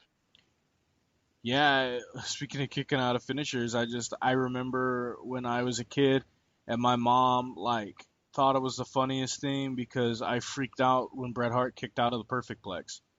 That was amazing too. Yeah, I was like, nobody kicks out of the Perfect Plex. I was just like, it's no way. The only other person that did it was Hulk Hogan that I could ever remember. But yeah, no, that's and I think no matter what happens, if you look back at a match and if it pulls emotion from you, then it's obviously worth watching again. And there's matches that I could watch 100 times, and I'm still gonna like them because it just draws emotions. And nowadays, I find myself gravitating, and my kids would attest. I'm sure they get tired of it sometimes, but I find myself gravitating back to a lot of Mick Foley stuff toward the end of his career. Because even though I know he was in so much pain and everything he was going through, he could still draw emotion out of so many of the matches. A lot of Bret Hart stuff, and just the different performers. And now I get to see AJ Styles, tell a story in the ring. And so it's great that we still have storytellers in the ring, and it's not just, acrobatics and contests of athleticism. And this kind of matches for, I don't obviously understand Japanese. I would love to, but the real storytelling is what's happening in the ring. I don't need a build up. I don't need this guy took this guy's kid or his wife or this. Yeah, that makes for great entertainment. Don't get me wrong, and I like it. Like this week's Bray Wyatt and Randy Orton cat and mouse thing, I enjoyed it. Yeah. In the previous week, but when I watch NJPW, I know that I'm gonna sit down and watch an hour of this show. The build-up comes sometimes with whatever Mauro's sharing with us, or those interviews, the pre-match interview with one of the usually the winner of the match, but with one of the characters, one of the wrestlers in the match. He'll tell you his perspective, and then he'll talk to you about host, and that's as much storyline as I need with these guys. So, like you said, just brought a lot of emotion. And see, to me, like a guy like Shibata, it doesn't have any charisma really to me in the ring.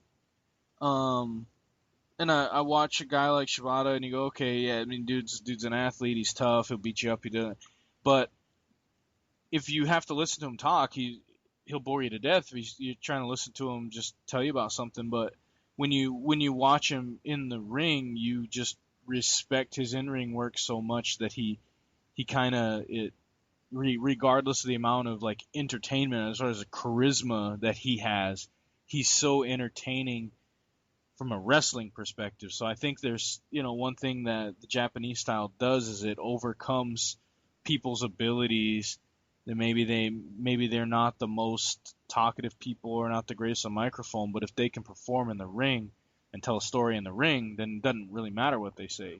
It's like Billy Gunn was talking about when Mike Barton or Bart Gunn went over to Japan, and he became pretty popular over there. And Billy Gunn said, well, I mean, long as you can wrestle, it's easy to be popular in Japan. And, in some ways he's right. Maybe, I don't know which style's harder. Obviously, I'm not a pro wrestler, so I couldn't answer that. But I do know, to me, telling a story in the ring is a lost art. And we'll talk about that here in a minute when we get to our tournament, which we're going to start. But anybody else have anything as far as our Instant Classic match of the week? Not necessarily about the match, but everything you just said about Shibata, I was about to say about Hideo Itami, or Kenta as he was known in Japan. Okay, yeah, I could see that as well too. He's another guy, obviously. You don't watch him to talk. You don't tune in to watch this guy stand in front of a microphone and try to put an angle together. You watch Stone Cold Steve Austin for that. You watch The Rock for that. You watch Kevin Owens for that. You watch guys that can entertain outside of the ring. A lot of the Japanese style and a lot of the guys they're mostly there to entertain you in the ring. They do have some guys that are entertaining outside of the ring too. What's the guy's name? They're always talking about like him selling his DVDs and he's always like promoting his shirts and DVDs and all that. But he's kind of a heel in Japan, in New Japan. He's got blonde hair, but anyway. Yeah. Toro something. Yeah, thank you. But I was saying, I know he seems like a really entertaining guy, and obviously I don't speak Japanese, but when they do the interviews with him and they got the subtitles, he kind of cracks me up, like some of the things that he says too. But yeah, just two. Toriano, thank you. Sorry. Yeah, just different methods, different styles. But one thing about both these guys in this match is both these guys have a look and they have a charisma about them, both in the ring and out of the ring. So I think that also makes for a great match. That's also why Shinsuke and AJ Styles were so good together. But all right, anything else? All right, again, great match. Great lead-in, and I obviously enjoyed it. And this was a really good discussion also, so awesome. So, we finished up our tag team tournament with in our opinion, greatest tag team of all time based on everything, the way it all came down said and done, being the Legion of Doom or the Road Warriors, winning that. That seemed a bit obvious, I guess. By the time you get done, you see the end of the day. I think that's kind of undisputed. So, what I wanted to do was put something a little different together. I wanted to take a look at the United States Championship, mainly because I didn't follow WCW a whole lot, so I didn't know a lot about the US title. And besides, once Booker T brought it over, that's kind of when I started following it. So I didn't know a whole lot about its background, where it came from, or the people who carried it. So what I wanted to do is we took the people with the 32 longest title reigns of all time for the United States Championship, going all the way back to 1975 when the title first came along. And what we did is we've put them in a tournament to determine based only on their title reigns. So obviously there's some legends in here, but we're looking at only the specific title reign for that title. We're trying to find matches around that time, and we're going to be grading their performances and who they are based off of that specific time in their career. So should be a lot of fun. It'll be interesting to see people the way that they've progressed in their career versus where we're seeing them. So you have some all-time legends, but these all-time legends, we might be seeing them at a young point in their career. So really get me going. But our number one matchup here is Konnan, and he will be taking on Jimmy Snuka. Now, this is Konnan's run, which started in January of 1996, and we're looking at Jimmy Snuka's run starting September 1st of 1979. So obviously skipping basically 2 eras of wrestling between these two guys. And interestingly enough, we'll talk about some of the similarities, some of the differences, but a really good matchup, not on purpose. So one thing I want to do is, before you guys sat down to watch either of these two matches, or either of these two individuals, I want to get what your impression was of both of these performers. So, Hulkster, why don't we start with you? When you thought, before you started watching any of this stuff, when you thought about Konnan and you thought about Superfly, what were your impressions of them? Well, going in, I had to say that there's no way that Konnan is going to beat out Jimmy Snuka in this first match before I watched anything. Like, Jimmy Snuka was the man. And honestly, I had to really think about it to try to remember Konnan. I knew he was a luchador, but a much bigger luchador. And I know he did a lot of time in the Indies after WCW, but I really don't remember him too much from WCW. I'm pretty sure he was a part of the, what was it? It was a playoff of the NWO. The LWO, Latino World. The LWO, yeah. I'm pretty sure he was a part of them. But other than that, I really didn't remember too much about him. Okay, and so based on that, you knew Konnan going in. What was your ideas of Jimmy Snuka? Well, I mean, Jimmy Snuka, I think the first memory of everybody when they think of Jimmy Snuka is his Superfly splash off the top of a cage. So I'm like, all right, cool.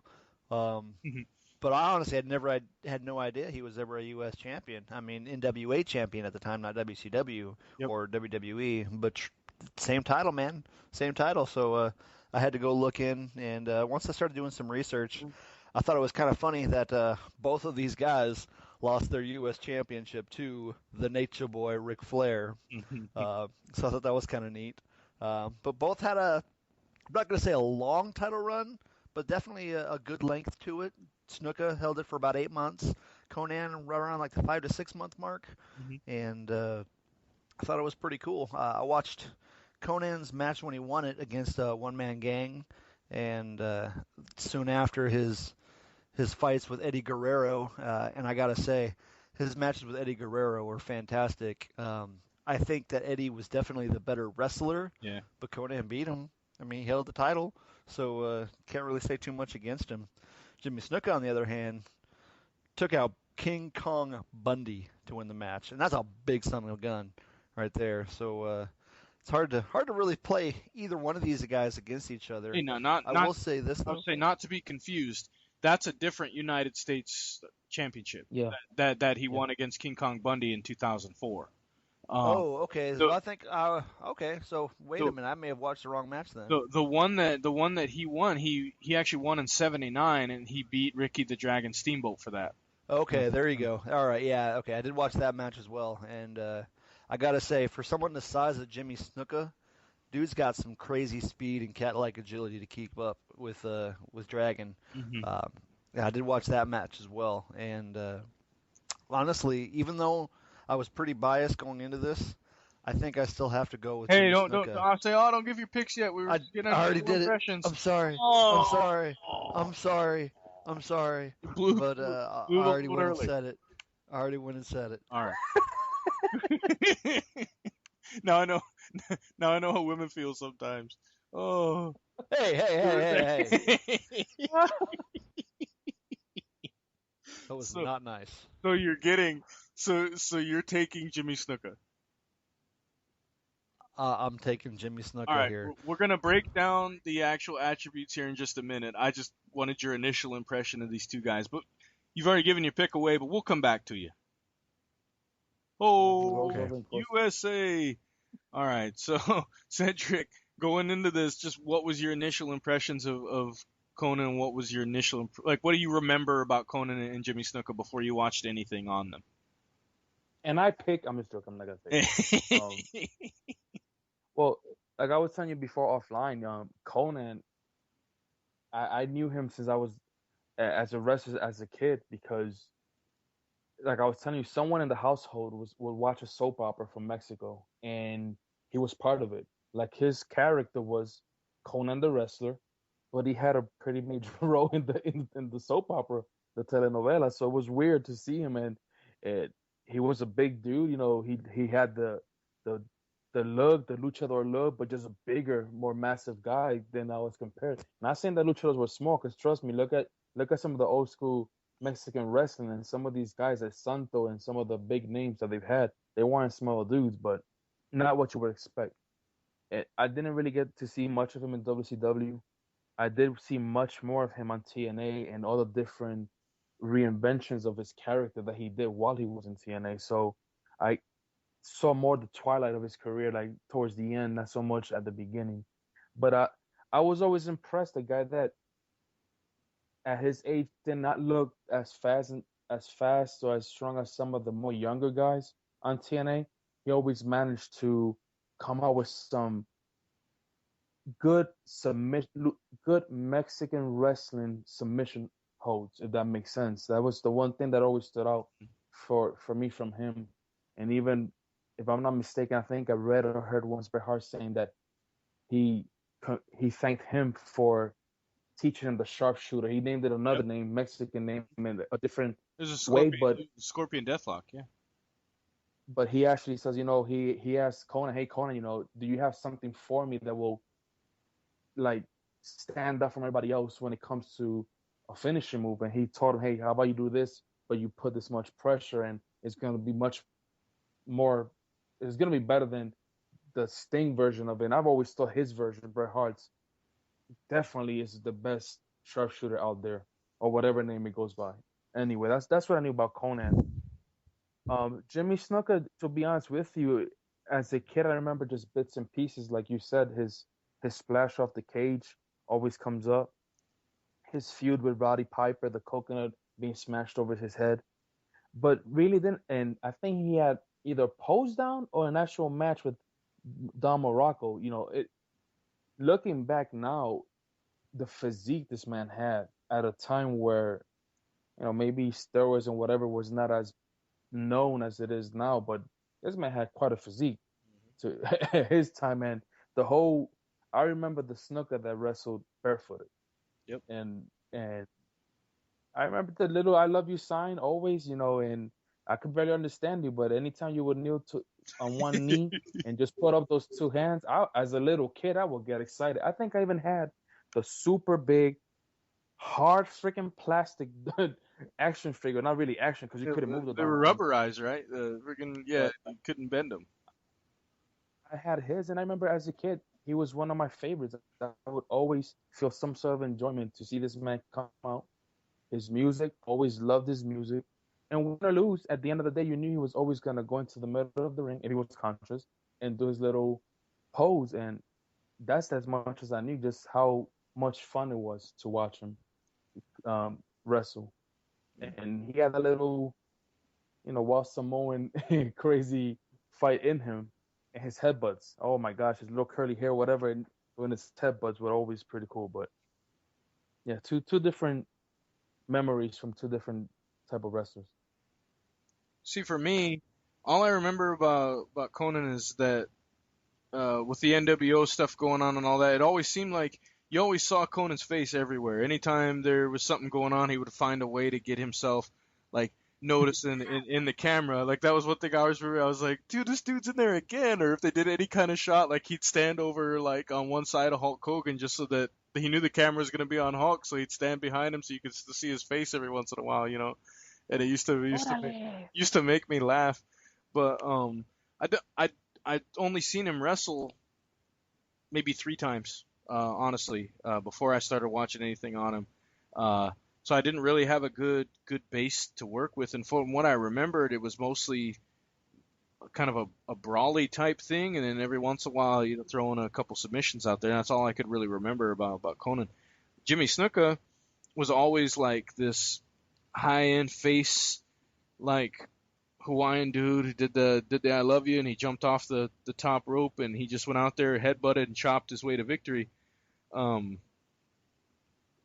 That's all I remember. But I remember him mainly from '89 to '92 when he was in the WWF. That second with his second stint there. So I was a little kid, and so yeah, I didn't have a lot of memories of Jimmy Snuka, you know, either. I just know that I didn't realize he started wrestling in 1970.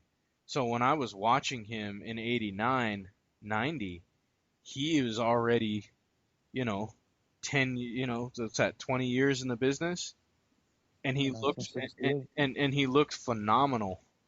And shoot, you know, even into 2004 time frame when he beat King Kong Bundy, he still looked pretty darn phenomenal. But those are just my initial impressions of these two guys before I start watching footage. Now, Hulkster, coming back to you. I picked Jimmy Snuka. I got you. based on the footage that you watch, how do you see this match going down, and why do you pick Jimmy Snuka to beat Konnan? All right. Well, the main reason here, yes, Konnan is a very strong individual. Yes, he's got the lucha libre background. He's very fast and can give you a very good aerial assault during the match.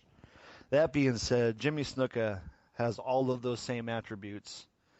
And in the strength department, definitely a plus more. And for 2 decades prior, when he held the U.S. Championship, for what he did at that time, I think if you put a prime Jimmy Snuka versus a prime Konnan, I got to give it to Snuka. The strength alone, I think, just might be too much. And now I know Konnan took it from One Man Gang, also known as Akeem, also known as the African Dream. Akeem, One Man Gang is no Jimmy Snuka. It's bar none. Okay. Cedric, your thoughts? Well, again, when I started watching this, I had to. I went. Okay, first of all, shout out to WrestlingData.com, OnlineWorldOfWrestling.com, and Wikipedia, because I kind of use these 3 sources to try to stay in point, stay within when they won the title, and when they dropped the title, and who did they defended the title against. As you guys already mentioned, Konnan beat against One Man Gang.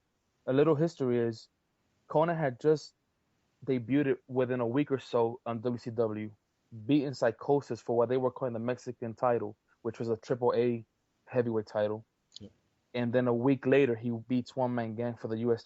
Championship and holds it for 160 days, his only reign. During that time frame, he defended versus Eddie Guerrero, amazing match. Devon Storm, also known as Crowbar later on. Mm-hmm. El Gato, who was Pat Tanaka, one half of the Orient Express, great tag team. Mr. JL, also known as Jerry Lynn, and Jushin Liger. Okay, so then he loses to Flair with the help of Miss Elizabeth. So don't forget woman. Don't forget woman. Okay, woman. So pretty much fought some good competition to defend his title, some really good matches, nothing to be ashamed of, even in losing. When I looked up Jimmy Snuka, as we know, he beat Ricky Steamboat in a tournament for the vacate title, and also lost it to Ric Flair. But the thing that I noticed was I looked to see who he defended against. He fought against Tim Woods. Couldn't find too much footage on him. And then 1, 2, 3, 4, 5 versus Ric Flair. And I was like, okay, so, and one of them was even a DQ where he got stripped of the title, but then got the title back, which is not really, some consider second reign, but really not. It was, some people just think it never got interrupted because he never really lost it in a match. Classic Dusty finish. Okay, here's my thoughts. No disputing the physique that he had. Jimmy, amazing physique. He had his own aerial style, if you wish, very brawler type-esque match or fighter. And the footage that I found of that time frame, I found the fight against Ric Flair, and I found, even though it was like 2 years later, I found a match against Ricky Steamboat. I could not find the match where he actually beat Steamboat in the tournament. Okay. I did watch every single Konnan match because they are in the WWE Network. I saw something that stood out, which is when Jimmy fought Rick and Ricky. These two guys at one point, they were able to go brawling style with him, match his speed, and even be a little bit faster in Ricky Steamboat's case. And the technicality of Ricky Steamboat kind of kept Jimmy on the edge, and even at one point overtook him. The end of that match was a DQ where he won because Ricky just went wild and crazy and just beat the nostrils out of him, the crap out of him. Mm-hmm. Same thing with Ric Flair. I noticed the same thing with Ric Flair. Even though he had that brawling style, that strength, once Rick was able to, as a babyface in this match, and no, on both matches Jimmy was the heel. Once he was able to match his intensity, Ric Flair overtook Jimmy, and the match ended in DQ because it was way too much for him, and the ref also got punched by Rick in this match. So I kind of put that into perspective, and I was like, you know what? The matches that I've seen with Konnan had has strength. He has speed, and at times a burst of speed will come out. He has athleticism. He has some good aerial moves himself, being from a luchador background. But he also had a lot of submission, a lot of holds, weakening type holds, your headlocks, your shin locks, your arm bars, your leg locks. He had a lot of things within his luchador arsenal because of his don't get me wrong, I know both athletes fought in different companies in different continents, but that stood out to me that Konnan was able to fight with a big guy like One Man Gang. He was able to fight against a more technical guy with a Jerry Lynn Flyer type guy, Devin Storm, but also a luchador star in Eddie Guerrero, faster paced than him, and used a little bit of heel tactics to get the victory in that match. And he also was able to match the martial arts early style of Pat Tanaka, also known at the time as El Gato. So I just saw with Konnan so much more arsenal to be able to keep up with Jimmy and even weaken a man of his strength down. And even as a babyface, go into his bag of tricks of his heel bag, just like almost Rick Flair and Ricky Steamboat did in these two matches. So because of that, in my opinion, I gave it to Konnan. Wow. So it has come to this. I must decide who wins this tournament. Or at least this particular Whoa, match. I mean, opening round here. You know. So, all right. I also was able to watch the Jimmy Snuka versus Ricky Steamboat in 82. I was able to see some Ric Flair versus Snuka in 79. So right around that time period when he was still almost 10 years into his career, so kind of at the top of his game at that point. Some things to note from both these guys. One, did not realize that Konnan had such a technical prowess. Like, he wasn't on Eddie Guerrero's level of technicality, but higher than most people that I have seen. So it definitely surprised me. His submission game is very good, and not like technical submissions, but like you were talking about, stretch holds, wear down holds, working a body part, psychology. Something I didn't realize about Jimmy Snuka was that he was even a heel. I've never known Jimmy Snuka. He was like this really just kind of a little bit crazy, but for the most part like a face. And that's all I ever knew him as, was the smiling guy with the "I love you," thing going on. That's all I ever knew him as. So how do you know Jimmy Snuka is not a heel? He killed a guy. Well, or a woman. Wow. All right. So that can't. This white man. I went there. I don't think that's ever been proven or disproven. I don't know. But well, neither with OJ. But Jimmy's got some problems, but you got me all thrown off now. But to watch Jimmy Snuka attack Ricky Steamboat the way that he did, violently biting him over and over and over, and it really reminded me so much of more of a like almost like a hardcore type of match. I mean, he was targeting him on purpose, and he had the headbutts and eye rakes in that match and bites. I just didn't realize he was such a vile heel. So those were the two things I took away. Now, looking at the matches themselves, I ended up watching 3 matches total from each guy, and that's sort of what I had to use based on a roundabout time period during their title reign. The one thing I will say is that Jimmy Snuka's style didn't really change in any of the matches I watched him in. He didn't need to adapt his style. He got shut down early by Ricky Steamboat because of Ricky's technicality, and Snuka was not a technical wrestler at all. He was a brawler, puncher. Did a little bit of aerial stuff, some cool stuff that I didn't realize that you're not used to seeing in the late 70s, early 80s, is when he would pop up on the top rope, like the ropes themselves, and he would springboard off of them. And I hadn't seen anybody at the time that was doing stuff like that, so he was very innovative for his time. Interesting note, both guys are 5'10", both guys are around 250 pounds. So from a physique standpoint, from a power standpoint, I would say that they're about even. I think Jimmy Snuka might be a little stronger than Konnan. But from a speed aspect, I think they're very similar. From a technical wrestling standpoint, I would say that Konnan is better. And from just a standard brawling style, I think Jimmy Snuka's better. It was almost a coin flip, thinking about these two things. But at the end of the day, I don't know. I mean, Konnan faced some heels.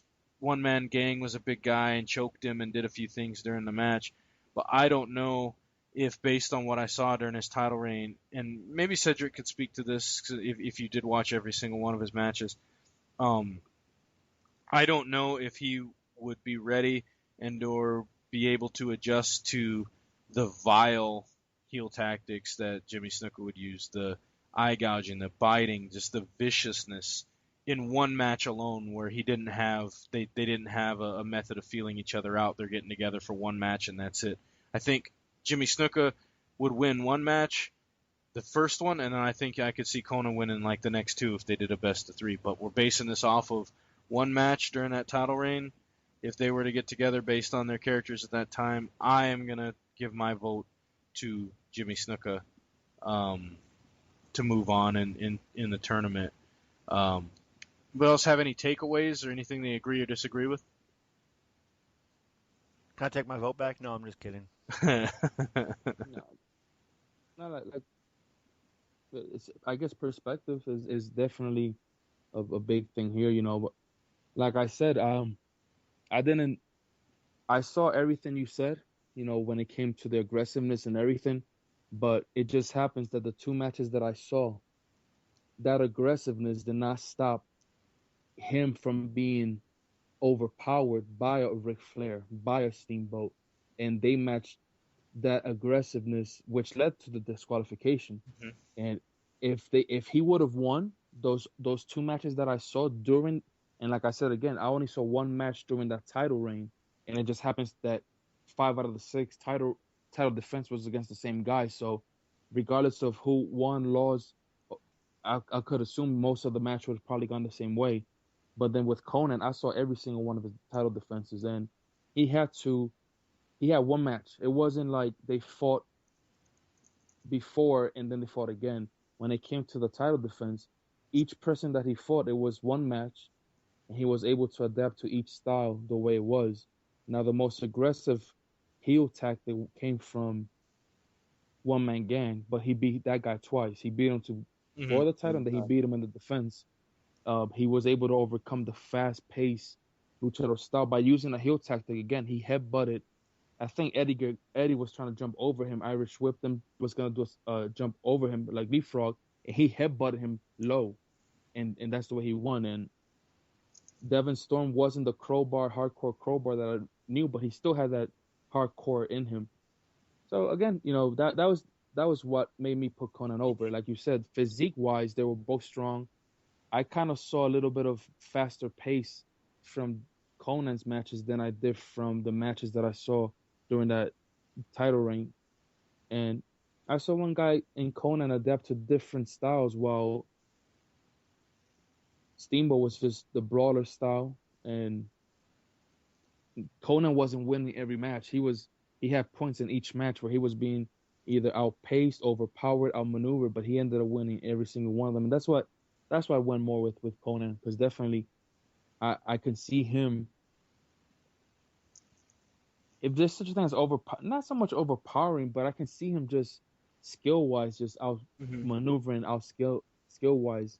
Because that was the one thing that I noticed with Ricky. Ricky kept him a whole time at bay just by arm drags, luchador star arm drags, Chinese arm drags, whatever the hell arm drags he had, and chin locks and everything.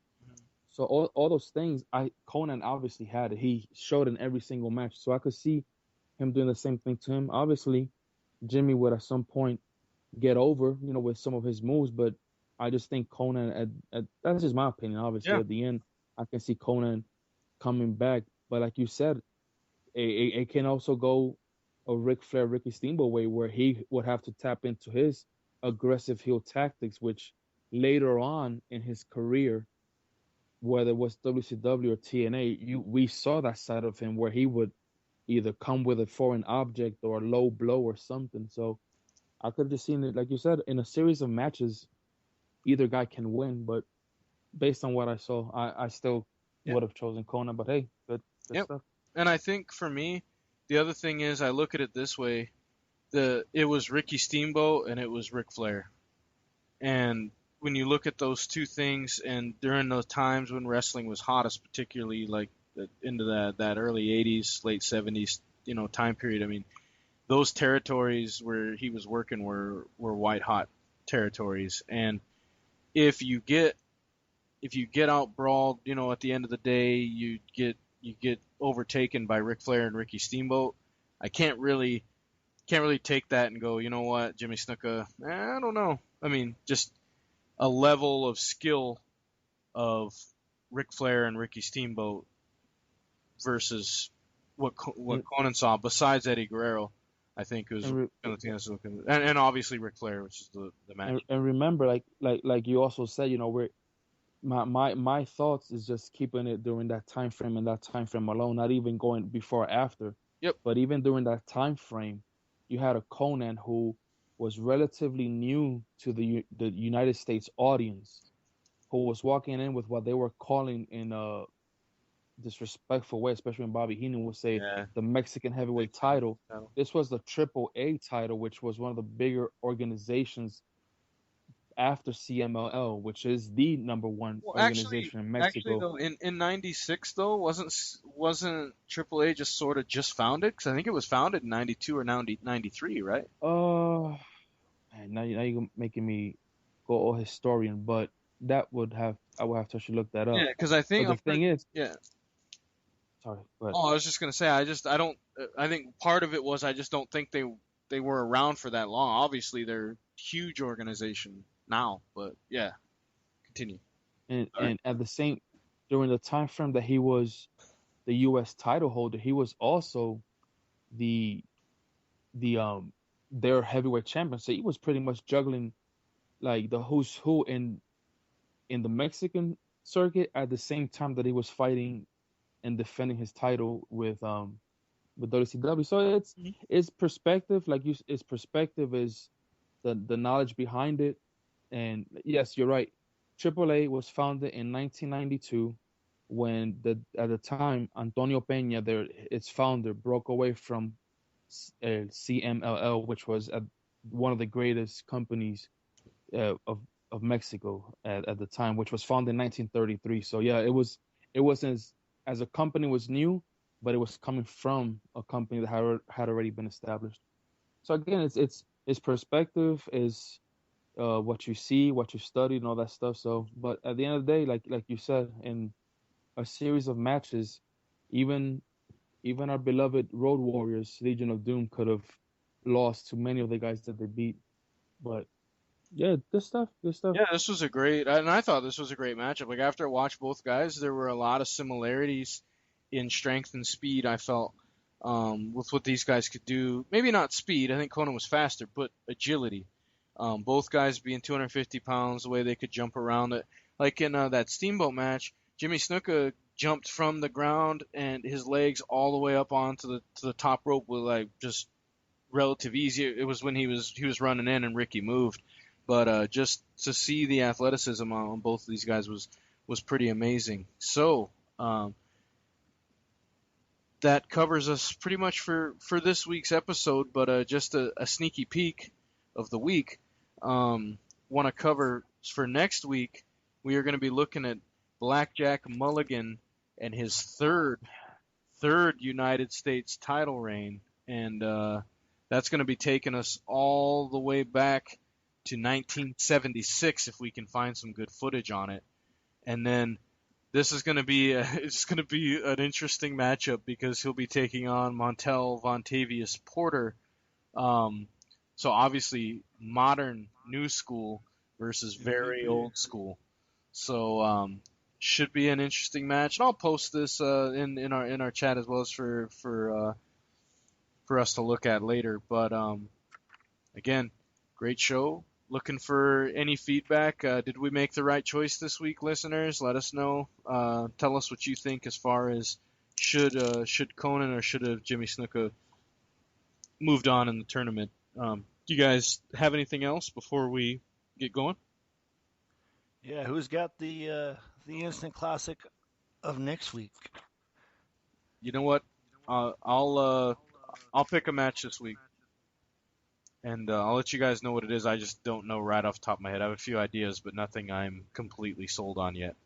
All right, I was expecting another sneaky peek of the week. I'm trying to find something obscure.